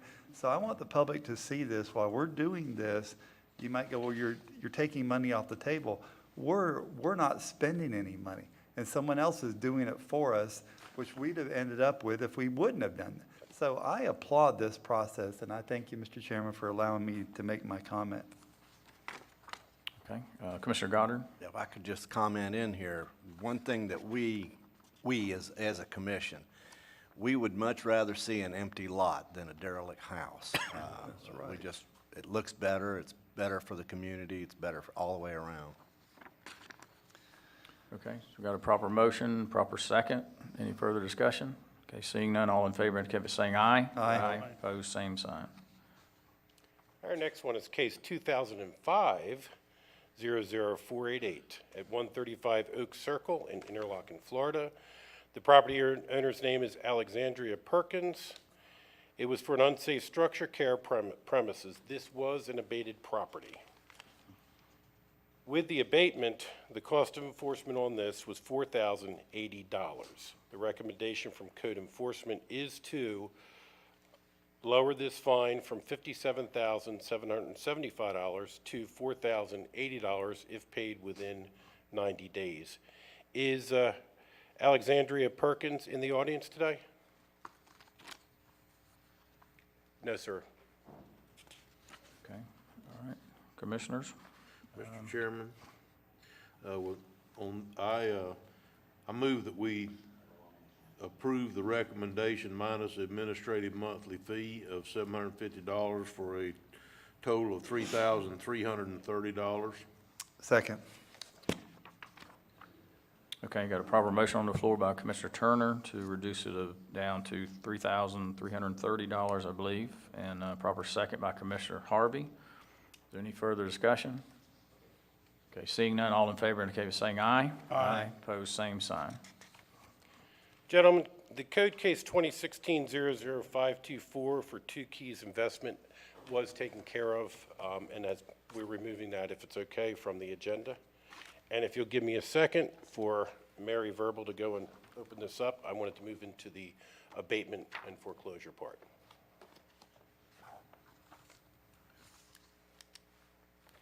These abatements and foreclosures that we'll be discussing are ones that previously I've talked to you about and you've given you handouts about in the workshop meeting. The first case we're going to be dealing with is case number 2017-00469, the heirs of Mary E. Sapp and Leslie W. Emery. It's located at 133 Oak Circle in Interlaken. This has been an ongoing issue for many years. We've been through every part of the special magistrate process where we've gotten a findings of fact, conclusion of law. We have a lien against the property, and we do have, from the special magistrate, an abatement and/or foreclosure order. This is the one that Mary will be putting up some pictures of, where somebody has put a mobile home on a lot and then started to demolish it, and it is just a unsecured, open mobile home, and it's a mess in an otherwise nice neighborhood. So we're asking for the Board of County Commissioners to approve what money it would take to abate this property. We will then put an abatement and foreclosure lien against the property. Can I ask a question? Okay, yeah, Commissioner Rawls? How much do we have set aside for that right now, you remember? We have, I was told we have $100,000 in the abatement budget. And this is something I can True. assure you, Matt, since is you're that freeing right? it up, 100? we're spending this money, we're moving. We have $100,000 in the budget, I'm pretty sure, for this year to do just these kind of projects, and we funded the biggest part of it out of the sales from the Okay. surplus lands that we sold, That is absolutely correct. so. I'm good. Okay, Commissioner Harvey? Thank you, Mr. Chairman. I think that was going to be some of the questions I have, but I want to go in a little different manner here. Just because the board gets the abatement or foreclosure, doesn't mean we're going to spend abatement money to do this. Aren't we going to put this on our surplus properties that we have for sale and let someone else bid on it and let them clean it up? Because that's what we've been doing. So just because we say it's an abatement or foreclosure, it can go on that list once it comes to us, and maybe we don't have to spend that money. Yes, sir. Somebody else can spend their money. Is that my understanding? That is, I do not have a good answer. I was asked before when we would abate or when we would foreclose, and I do not have a good answer on that yet. I think my point is, I'd rather see them go on the list before we spend the money to abate, and That let, means foreclosure then? and Yes, let sir. someone else spend their money and not the county spend their money. Yes, sir. Thank you. Commissioner Goddard? But, Commissioner, these have to go, we don't own these properties. No, We have so no that, I would ownership. have to go through the So it has process to go through process of that foreclosure. process See. before it can go onto the list.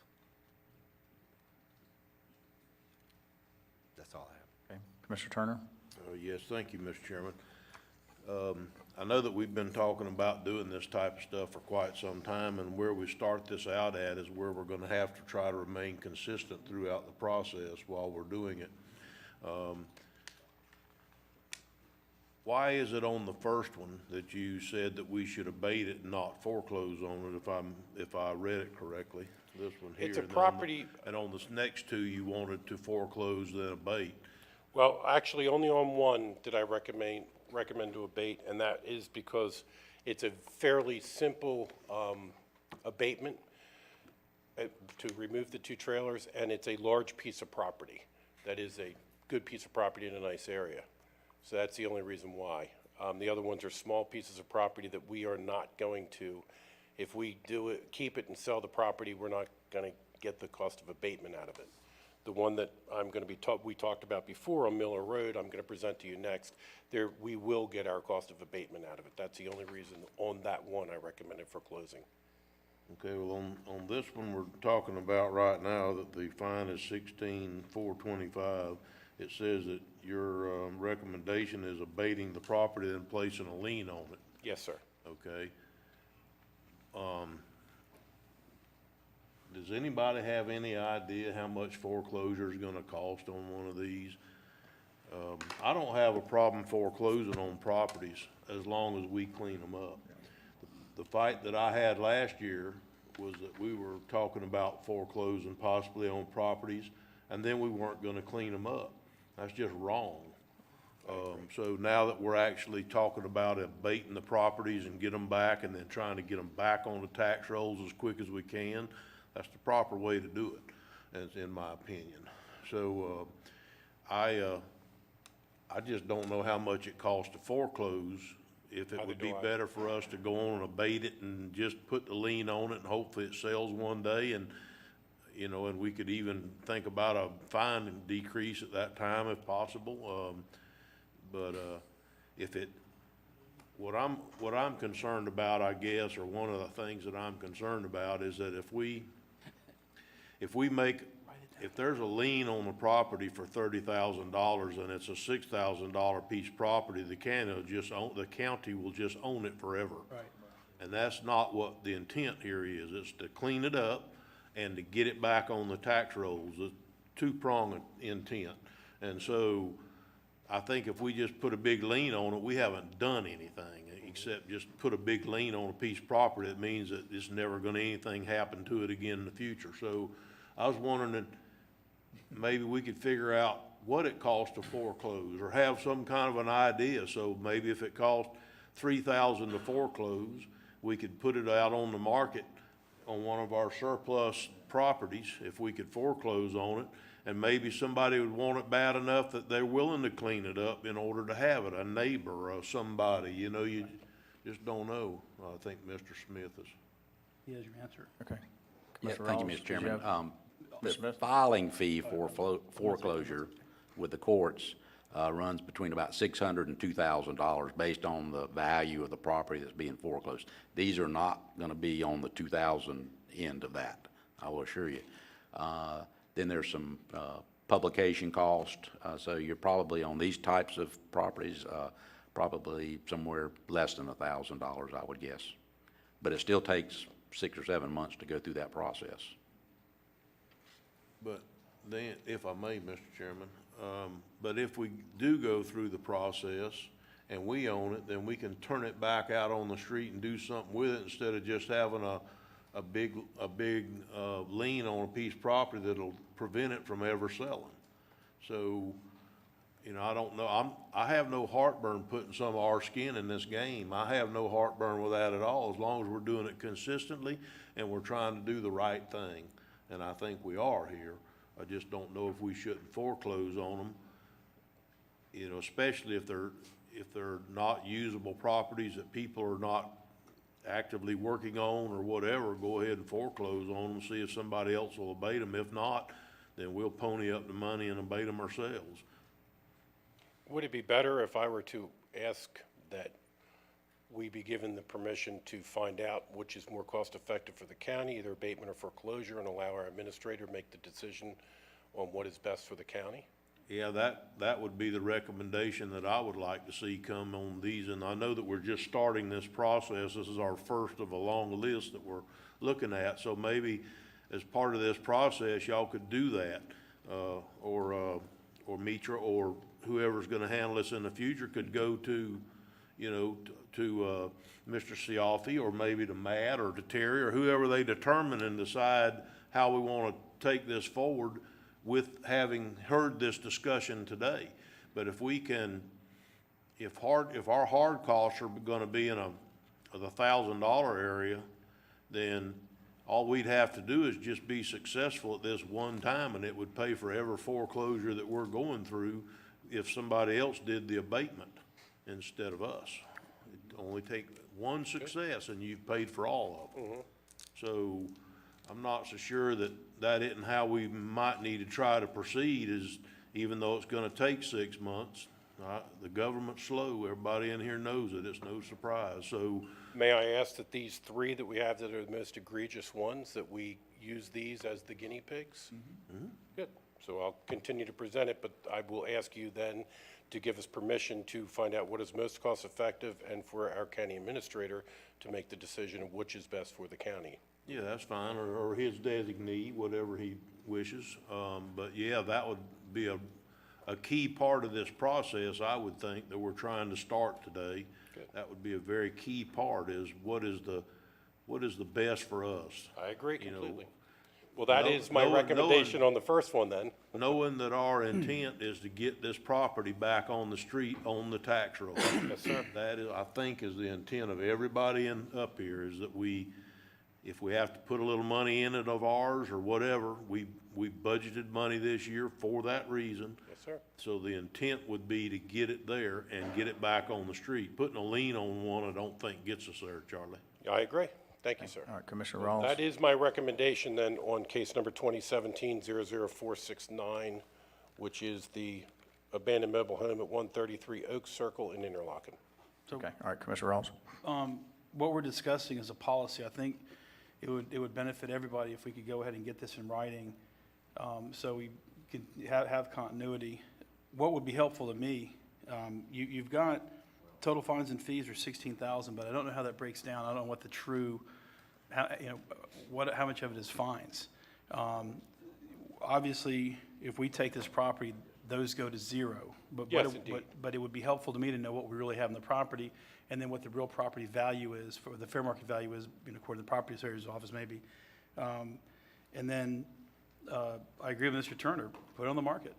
But I don't even know if we're worried about if we set it for $20 at a minimum bid and somebody buys it for $20 and it's worth $2,000 or $3,000, as long as it gets cleaned up in the end. So my understanding, what we're discussing is, we're foreclosing first, and then putting up for sale, and then, if they sell, whoever buys is responsible for abatement. If not, then we'll take a look at it at a later date for us to abate it. And if I might, Mr. Chairman, I'd like to take it a step further. I think this thing should be written down, or at least some broad policies developed here of what we're gonna do. But along with that, I think we need to put a time frame in there, that if this property hadn't sold within 60 days and it's ours, we abate it. Because what I don't ever wanna see happen is us start taking property from people and then us not abating it for the same reason we took it from them for. That's not fair. Well, this one says there's 3 years of taxes unpaid. Yes, sir. So, I assume, It's an abandoned property, basically. I'm not familiar with this part of it. How does this work out for, what, do we pay we owe the money out of the general fund or out of the abatement fund maybe? Could that be used for that? That's correct. Those would have to be paid as well. So that would be a cost in factoring in what's more efficient. I think we do need to see those numbers then, because, I'm not saying I wouldn't be happy if somebody sold a piece of property for $20 that we paid $5,000 worth of back taxes on, but it sure would be fun to know what the back taxes are on it. Mr. Cioffi. Mr. Cioffi. Good morning, gentlemen. So what I'm hearing is we want to go the foreclosure route, put it on the list for sale. If that doesn't sell, we're going to go ahead and abate it, so we don't have a derelict property that the county has taken But expedited, right? position, right? With a time limit. Yeah. This is gonna move. at a Because we're much- trying to, we've had no action in this abatement process for years, so that's where we're trying to go. So what are we looking at time-wise? Is this a 90-day period of time from? Well, if we take Foreclose it, it or- Timmy just, excuse me, Mr. Smith just said. Yeah, I know. I've known him since we was kids. Hell, Mr. Smith just said it's probably gonna take 6 months to get them foreclosed. Yeah, so it said 6 months, yeah. Well, I know that that seems like a long time, but from the court's perspective, this is a taking of property. And they want to make sure that everyone has proper notice and time to respond and not lose their property. Now, it still takes a while. So that's the legal process. Same with tax deed sales. It just takes a while to do the publication, have time for responses. Then if no responses, then you have to set it for a sale and all those things. So 6 months from now, we could have a pile in the hopper now. Next month, we bring another pile. 6 months from now, the first ones are shaken out, and then we're just dealing with this going forward, so. I would be willing to bet that 6 months from now, we don't have any in the hopper, because it takes some time to prepare this foreclosure stuff. And so if we can get a few of them done this month and try to make it do as hard as we can to make it a goal to get 3 or 4 a month or right. whatever, then we Right. could string them out there in the end, and we could put them for sale 3 or 4 at a time. As soon as we own them, we could Yeah. put them up for sale. That's what I'm saying. We'll have, 6 months from now, we'll have these coming back to us. Then we'll have a decision to make. When you, I'm gonna put Lawyer Joe on the spot here for a second. Once you, Not do a sale every month? once you foreclose on a piece of property, do you have to quiet title that property like you do a tax deed, or is that, once you foreclose on it, do you not have to quiet title it?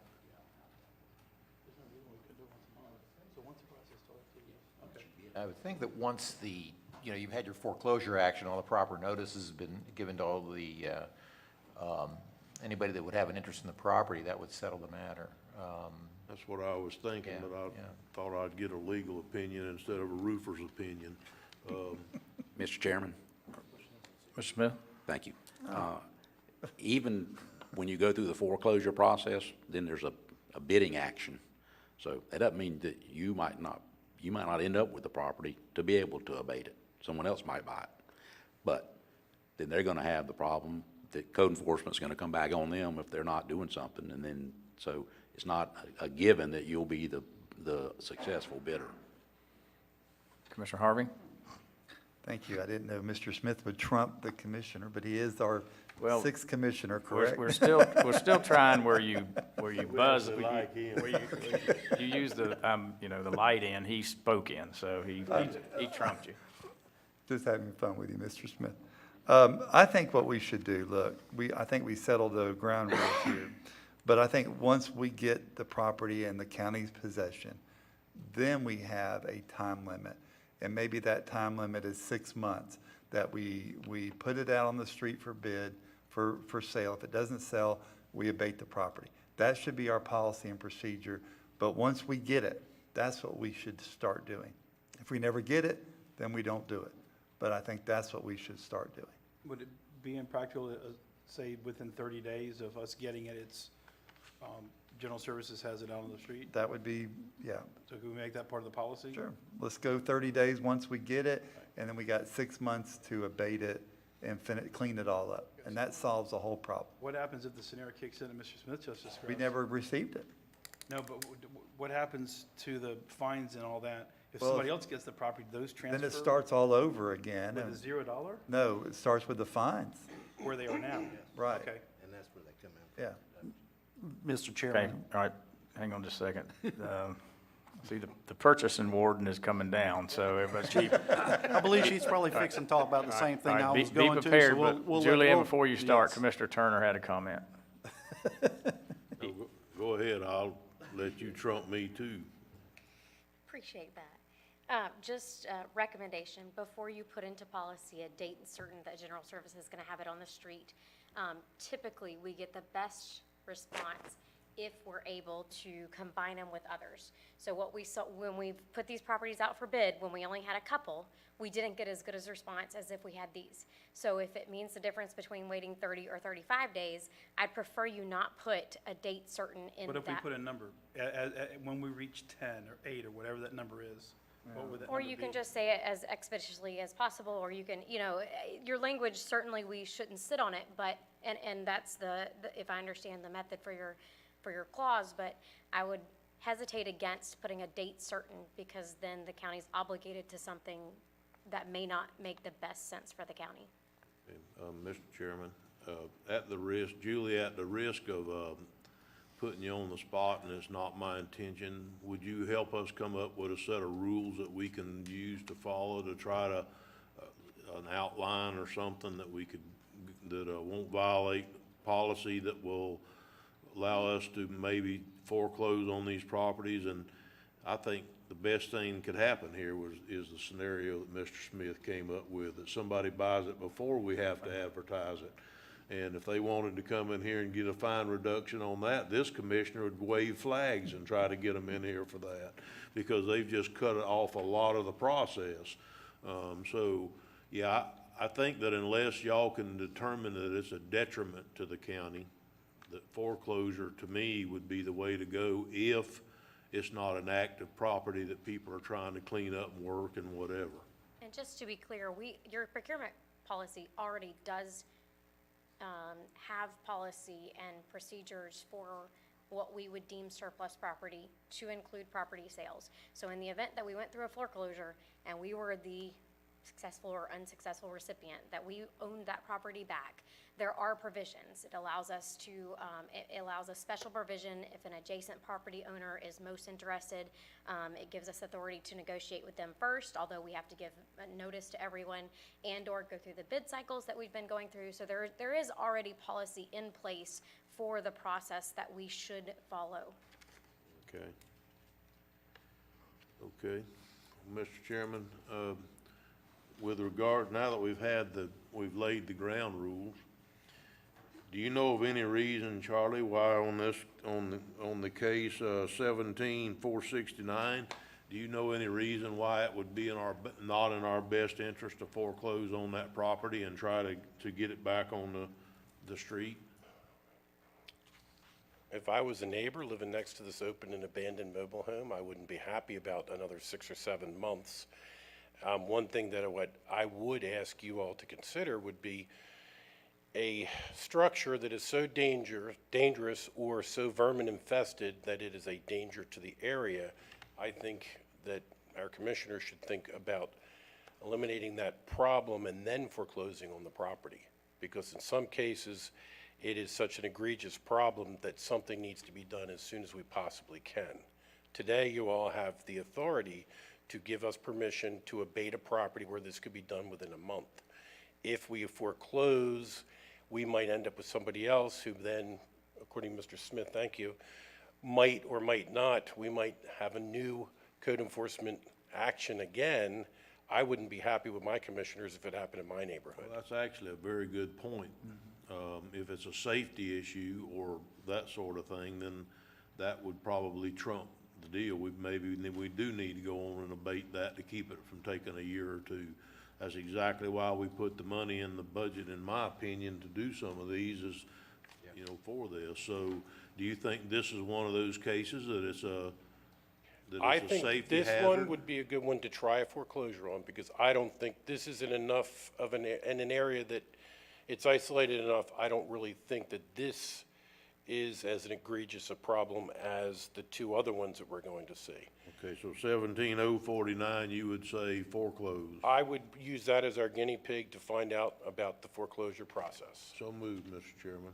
And which number is it? Second. 17-469. Okay, I thought you said, okay. Second. Item F. Okay. Can I ask, what is the anticipated cost of abatement? I'm sorry, What's it going to cost to move it off the mobile home? I really didn't hear you, I'm sorry. The anticipated cost to move off the mobile home? It is, for abatement with a single wide, it's usually somewhere between $4,000 and $5,000. It has been. with the bids we've gotten in previous years, and a double wide's anywhere from about 5,000 to 10,000, depending on how much more debris is on the property. That's my wild guess and what I've seen previously.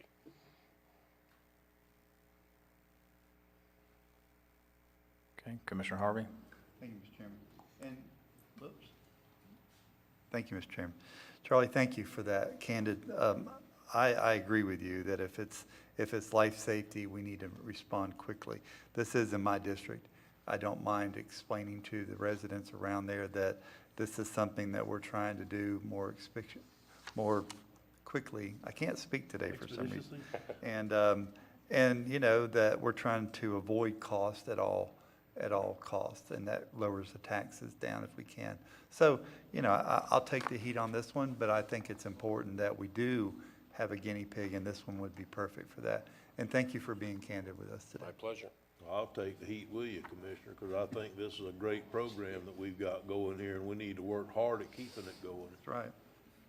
Okay. Okay, so we got a proper motion by Commissioner Turner, I believe, and a proper second by Commissioner Rawls. Any other discussion?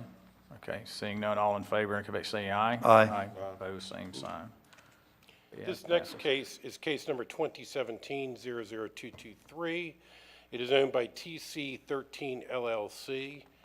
The location is 112 Miller Road in Pomona Park, Florida. These are two unsafe, open and accessible mobile homes on a large piece of property.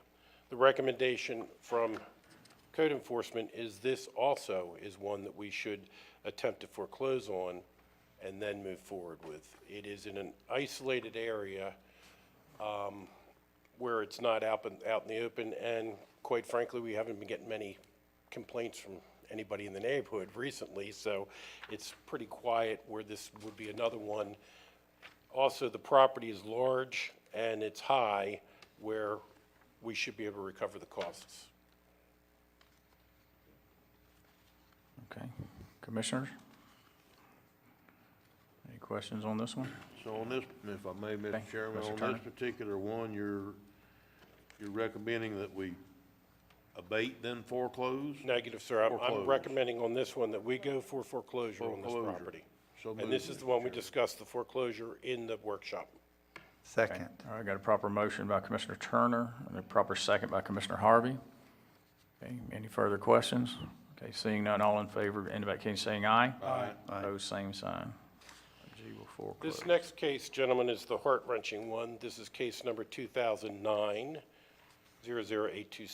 by Benny and Susan Smith from 217 O'Farrell Avenue in Interlochen.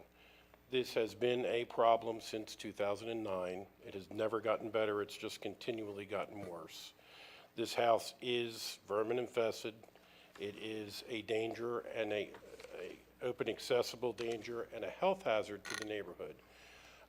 We've had many, many complaints on this continuously from all of the neighbors. This is a house that I recommend. It's been going on since 2009. Mr. and Mrs. Smith are here, but this is one, we are to the point where there's more money owed on this in fines and fees than anybody could possibly be expected to pay on this property. And it's one that I'm recommending that we abate as soon as possible and then go for foreclosure. Mr. and Mrs. Smith, would you like to come up, please?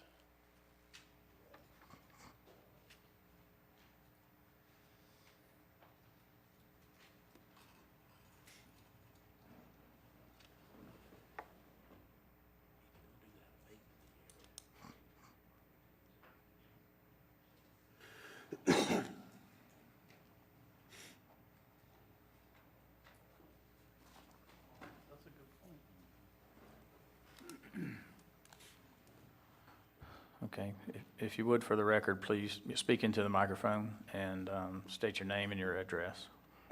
Benny Smith, physical address 100 Adrian Avenue.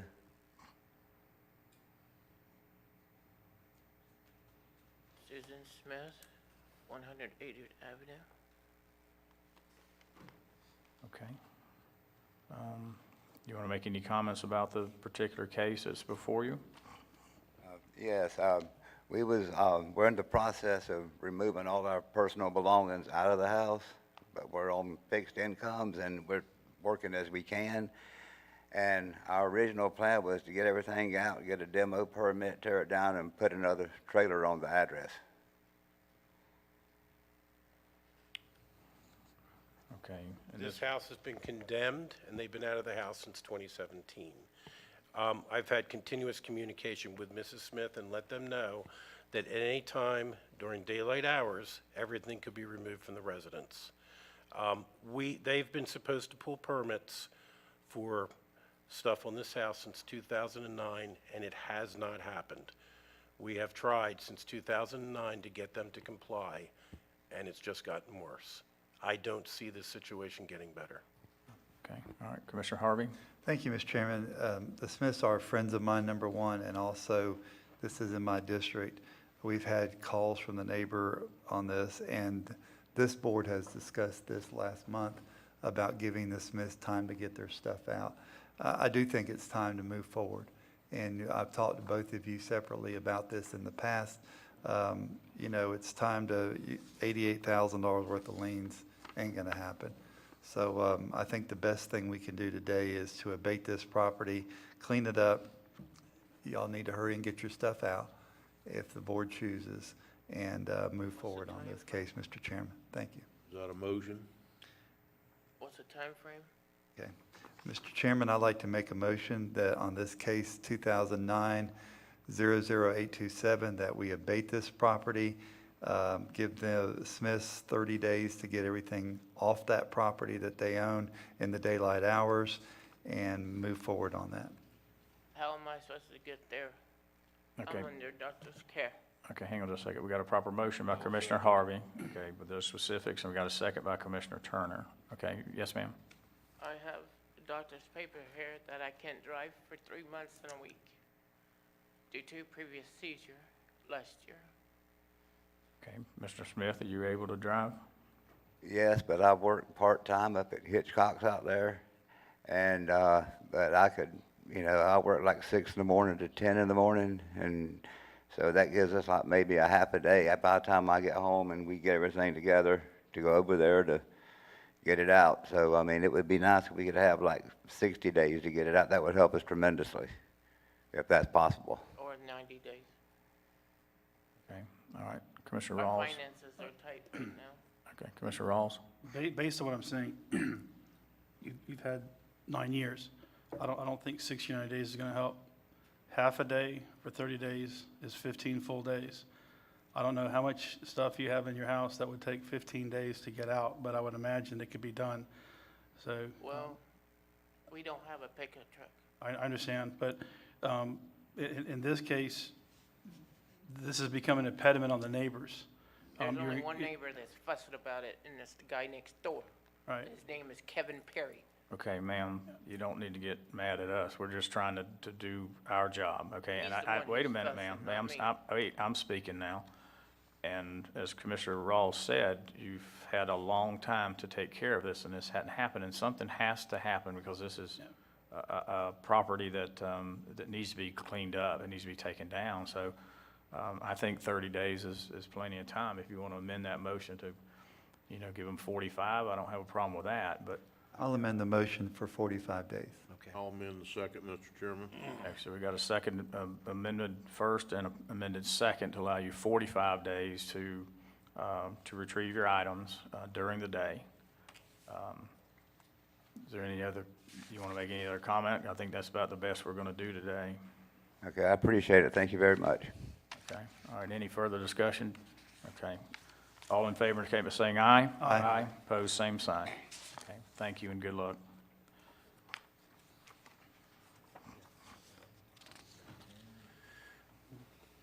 Mr. Chairman. Okay. Mr. Smith asked me a question a second ago. Going back to the foreclosure, is it possible for us to request a deed in lieu of foreclosure before we start the foreclosure process to see if somebody's interested in That's a good idea. taking care of their issue? What was the first part of your statement? A deed in lieu of foreclosure. They sign over the deed in lieu of foreclosure. Is that Done all the time. It certainly would. possible? It certainly wouldn't hurt anything at all, if you could get that done, but in most of these cases, for us foreclosing on them, the people haven't appeared in 3 or 4 or 5 years and paid their taxes. So a lot of times they can't be found, but you betcha, I'm on your team on that one. I just say we If we offer- can, offer if we them the can find opportunity. somebody that'll give us a deed in lieu of foreclosure, it'd save a bunch of money. So I just don't know that you're gonna get that done, but it's absolutely worth a try. Is that something you'd be willing to offer some money to somebody to save us the court costs? Well, that might be an offer too. I mean, but we got to be very careful with that. Sir. But, yeah, it might be an offer, to give them. We will look into that along Get with one of the these other. programs for foreclosure. I would get with Julianne because she's back there making faces and she's shaking her head no. Oh, okay. So- Very good. Well, thank you, but- Commissioners. But I'd explore that option. Charlie, thank you very Thank much. And welcome to the staff. What And is she seen Charlie this happy in a long time. What Okay, is the Commissioner Harvey? purchasing warden shaking her head no about? Oh, We can't take a deed in lieu of foreclosure? you had to poke the bear, didn't you? Well, this is the longest I've made it around her yet that she wasn't mad. I may as well make her mad. No, your legal counsel will be happy to advise you on that.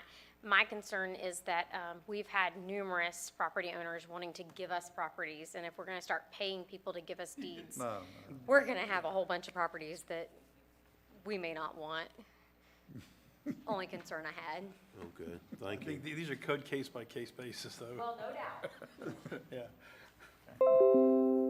is that just for you when you come up? It's her when she comes up and leaves, Right. Okay. At least you didn't get the gong.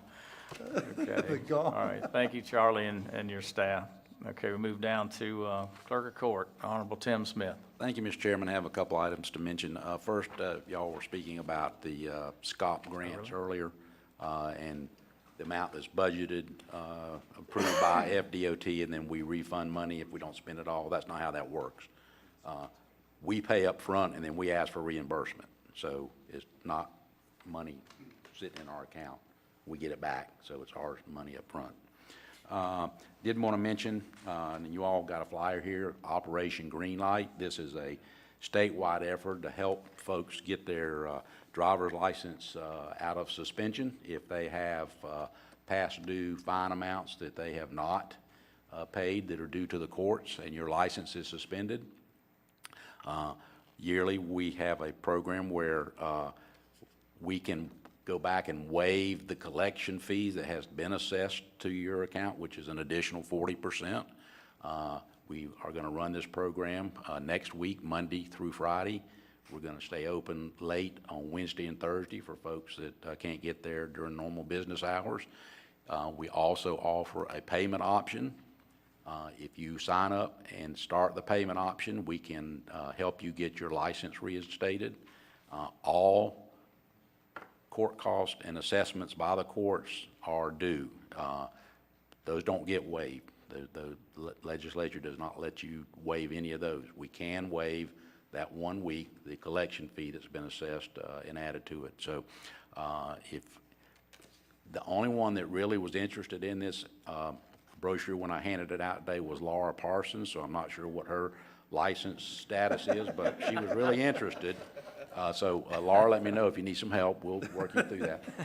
But I know it might not necessarily be you, but you may know someone that has a license suspended and they're trying to find a way out of that. This is an opportunity that we can work with them to set them up on a payment plan. It's not a lot every month, but we expect you to make those payments. And if you don't, then your license will go back in suspension. But it's an opportunity for folks to get their license back, drive legal. And that's really the intent of the legislature. And what they asked us to do this year was to assist folks in doing that. License can be suspended for other reasons.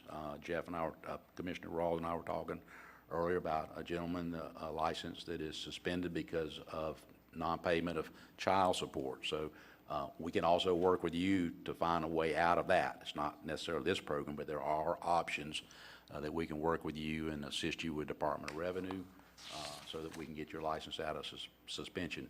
The key here is to have people driving legal. They need their license. They need to get to work. They need to make a living, they need to take care of their family. So if you know anyone that's in that position, let them know this program going on next week. During the week, as I mentioned earlier, staying open late 2 days, Wednesday and Thursday. Lastly, I'd like to mention Craig McLean. Craig McLean, as all of you know, has worked for decades on our rail system, our trail system, now the Waterways and Greenways Board. I would hope that sometime in the future that some portion of our trail can be dedicated to Craig McLean, because without him starting this and his efforts, we would not have these wonderful amenities in our community. So it's not my choice to do that, but there are 60 miles of trail going to be running through our town from Keystone Heights to St. Augustine. Surely we could find somewhere in there to recognize Craig so that we can thank him for his efforts in that. And, Mr. Chairman, that's all I have. Okay. All right, thank you, Mr. Smith. Okay, we'll move down to appointments. Any appointments? We'll start with Commissioner Goddard. I have none. Okay, Commissioner Rawls. I have none. Okay, Commissioner Harvey. I don't have any, sir, but I would like to take Faye Sparkman's name off there. She is deceased. I should be making that appointment next month. I was hoping to do it this month, but I think out of respect, we should just take her name off of there. Okay. All right, Commissioner Turner. I have none today, sir. Can I Okay. go in? Yeah, Commissioner Goddard. Also, William McCormick has passed away also. Okay, let's take his name off, yeah. Okay, and I have none. Okay, on the TDC appointment, Administrator Suggs, from what I understand, we're going to take that back, and you're going to look at the policy of how, of what the board's policy is and what the statutes state, and then bring those recommendations, or bring that back to us at a later meeting. Yes, sir, I think that's probably the appropriate thing to do at this time. Just look at our policy and how we make appointments and address those concerns. And if we need to update or amend their policy, we'll do that. We'll bring it back to the board for ratification. And then those appointments moving forward will follow that new process. Okay, may I, Commissioner Mr. Turner? Chairman? Yep.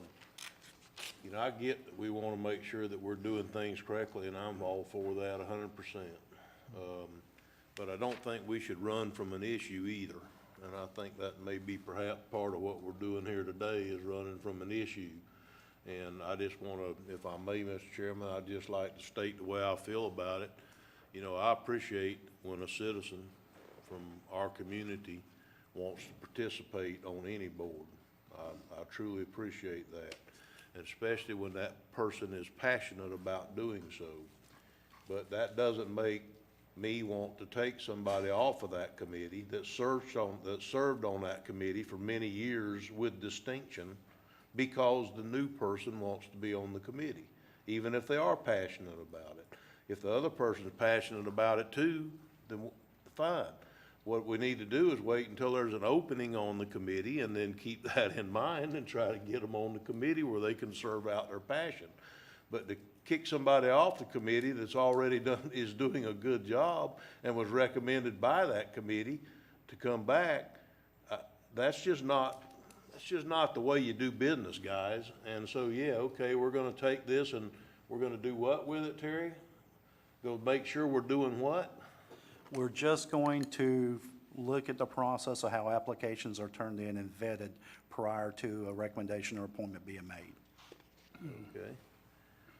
So basically that means that in this particular case, that the TDC's not gonna have two members appointed today when their terms are up, because we wanna make sure that we're accepting the applications correctly? Is that what we're doing? I'm not trying to be combative, Terry, I'm really No, not. sir. I No, just sir. wanna No, make sure I you're- understand what we're doing here. Okay, to be perfectly honest with you, I'm doing what I was instructed to do, going through conversations to make sure that we follow proper protocol and proper process for anyone who would like to have an opportunity to serve on any of our committees, whether it be the TDC or the Animal Advisory Board or BPP. We just want to make sure that the citizens of Putnam County are allotted an opportunity to apply, go through the process, and then have a recommendation made to the Board of County Commissioners on whether or not an application is accepted is all. Okay, well, does somebody up here feel like something was done wrong or violated through this process? I haven't had a chance to speak about it. I feel that, let me just start. I agree with you as far as, and I had a conversation with Mrs. Conover about that I feel that there's no reason to change or to move somebody out of an appointed position if when their term is expired, if they're willing to serve on that capacity again and have participated, made the meetings, and added input and value. So I mentioned that. Well, that's the situation that we have. And we also have somebody that is interested in getting on the TDC board. They haven't had that situation in a number of years. Is that correct, Tabitha? So this is a little different situation. We haven't had this scenario. So I believe it's time to look and make sure that when her application was turned in, that we processed it properly, and all the information was exchanged properly, and that it would be presented back to the board. I think maybe a step was missed. I know Ms. Andrea did not get an email that requested her to bring more information about her qualifications. So that was missed. So I think that would be proved, even though I agree with the TDC recommendations. I was the chairman. I was there. I've worked with these people for a year, and I see no reason to replace any of them. But I think we need to look at this application, have it presented, and at least the commissioners can consider this, and we can move forward at the next meeting that we can get this to.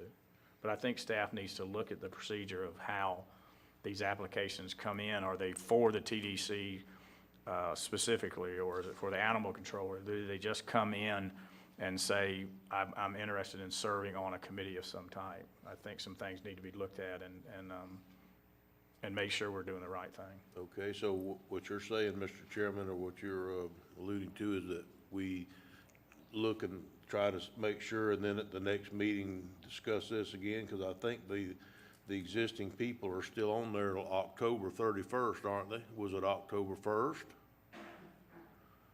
It was in the September, but when's the next meeting, Dana? Next March. December, isn't it?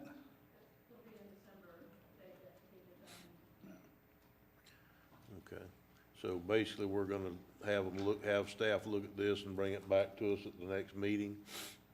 Exactly, that's what I think that we need to do. If I could chime in here for a few minutes. I personally think that term limits are a good thing. I think that human nature is to resist change, but change is good. I think operationally, we've been running the Tourist Development Council under the same operating agreement for 25 years without having to take a look at it. Personally, I don't think that it's being managed to the benefit of the taxpayers. I think that we spend an enormous amount of money out of the 4% tourist development money that we collect, paying someone to operate the Tourist Development Council. And I don't think that it's being operated per the contract. And I brought this up to the commission a while back at a workshop, and it fell on deaf ears. But I think we should take a look at the whole thing. I also think our economic development should be looked at as well. I think change is good. 25 years and look where we are versus where we could be. I think we should look at what other communities do and have done and look at how they prosper. So, me personally, 8 years should be plenty of time for somebody to be able to serve on a committee, do a good job, and move on to another committee or move on to greener pastures doing something else. But we should be able to open our doors to the public, to allow the public to come in, to give their input, and maybe give us a nudge in a different direction. Because cyclically, we're just spinning our wheels. We don't make change. We just keep doing the same thing over and over and over, the same people. And as people get older and older and older, they get more stuck in their ways. They're going to be more resistant to change. So this commissioner would encourage this commission to look at revamping the entire tourist development ordinance, take a look at it and see if we can't do something a little bit different and allow the public to have input into the tourist development, and maybe make some meaningful change. Okay, Commissioner Turner?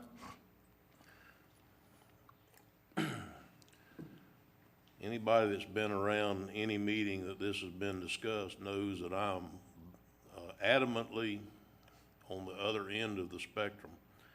I think that I understand that Commissioner Rawls is mad at TDC and the chamber and everybody else involved. It's no secret issue or something. So I just was hoping we could get through this one without that rash spewing into it.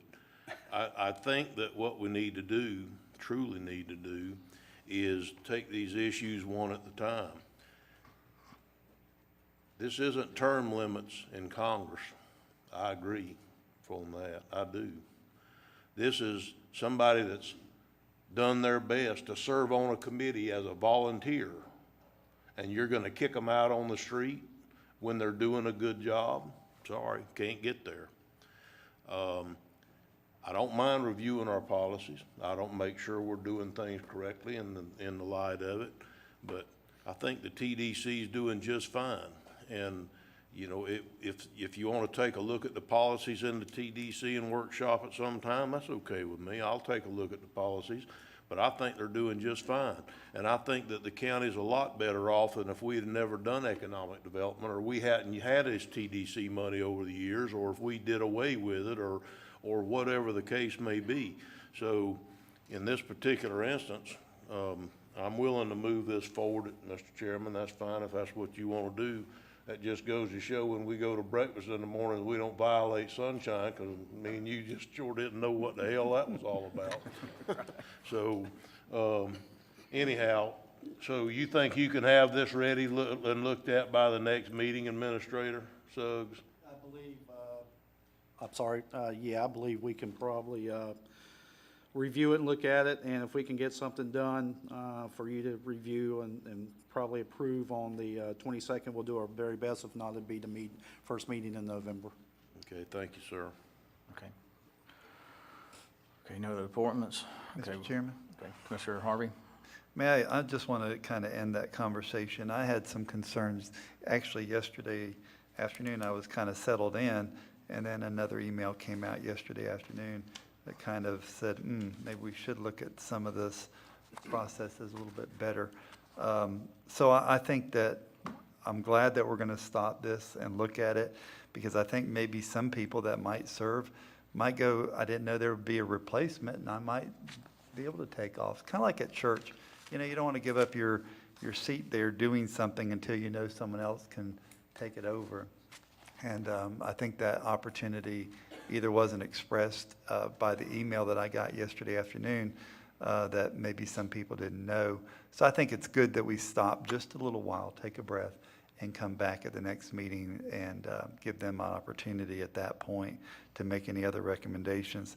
I do want to say, though, these are board appointments, and even though the committee makes a recommendation, it is up to this board to make that final, because by that way, no board in the county would ever want to lose any member. And that would mean no commissioner would ever be able to make any appointments at that. So I think we got to find a little happy medium here at that point. And that's my closing comment about that. Thank you, sir. Okay, I think you're correct, Commissioner Harvey. And you can look, we're still having problems finding, you know, it's much smaller than it was at the beginning of the year, but we're still having trouble of finding qualified people to serve on these boards, because they pay little or nothing, most of them do. So when I talk about staff, I want to make sure everybody understands that staff has not had this particular scenario for a long time. And also, there was an email that was sent out that was not received, so some information was not given back to staff to be able to probably move this thing forward. So we're going to look at that and get that corrected, and hopefully bring it back at the next meeting and take care of this issue. Okay, we'll move down to number 11, County Administrator.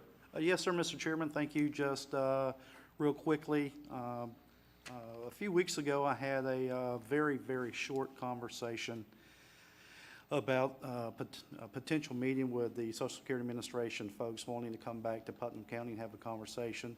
Received a phone call, as you know, Mr. Chairman, late yesterday afternoon. I'm going to be meeting with some folks on Friday afternoon here at the office to kind of have a conversation about maybe getting some representation from Social Security Administration back here in Putnam County. So I want to meet with them and have some very open dialogue and honest dialogue about what that would mean for our citizens of Putnam County. Just want to let you know that that's going to take place sometime Friday afternoon. Secondly, as you know, we've been talking strategic planning for quite a while. I think we're very close to solidifying our dates for our strategic planning sessions. We want to do 3 here in the county for our citizens to participate. Those dates will be November 5th, 16th, and 21st.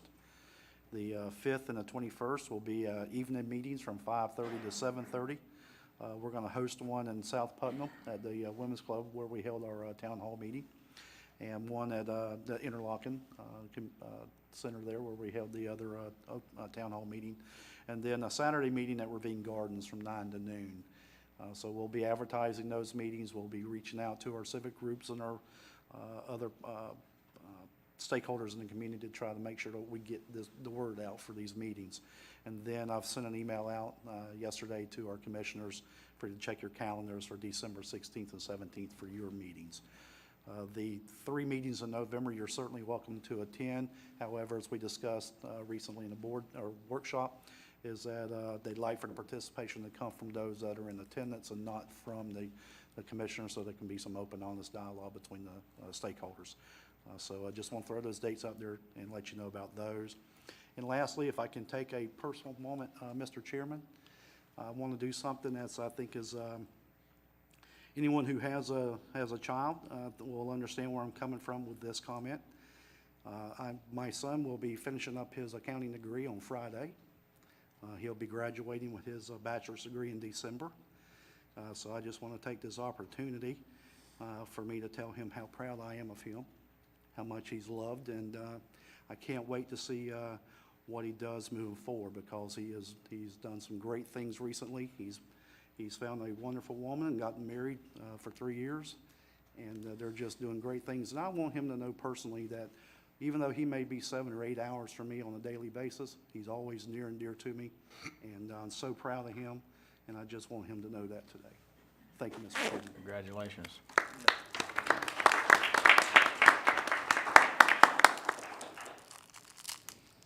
And hopefully you can make the graduation. I will be there.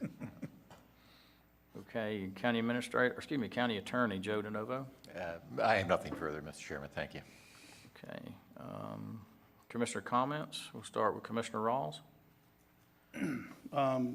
Real quick, Mr. Suggs, the dates and times again, the 5th was 5:30 to 7:30, that was Crescent City? Yes, sir. Yes. Yes, sir. We're going to do it down at the Women's Club where we did the town hall. I think that's a great venue. It was very comfortable, and I think it'll give an opportunity for those people in the south end. The 16th was 5:30 as well? No, sir. The 16th is at Ravine Gardens. That's a Saturday. That's 9 to noon. And then the 21st will be at Interlochen from 5:30 to 7:30. That's at the community center? Yes, sir. And then, of course, what is your, do they have a goal, a number of people they would hope to, and I'm just wondering if the community center is going to seat enough people? I think their goal will probably be anywhere between 25 to 50 people at these sessions. They're going to certainly accommodate as many as they can, and I think we'll have an opportunity with holding 3 different sessions for people to get involved in different areas of the county. And I know there's some, I've had recent emails from a couple folks. I told them I'd let them know when the schedule is finalized, and so I'll reach out to them later this week. But I think the goal is to accommodate as many as we can. If we see where there's a need for expansion, we'll do what we need to do. So we can add another day if This is our necessary? very first opportunity of doing this. We want to make sure that we're successful, and we want to give as many people the opportunity to participate as can. I think what will come out of this is going to be a working document that not only the 5 elected officials, but your staff as well as your community will understand where we're concentrating our energies, what's our goals, what's our objectives, and put it out in front of them and see where we go. Okay, and I didn't want this meeting to be closed out without responding to the comment Mr. Turner said about this is personal between me and the chamber. That's absolutely not true. I don't have an issue with the Chamber of Commerce existing.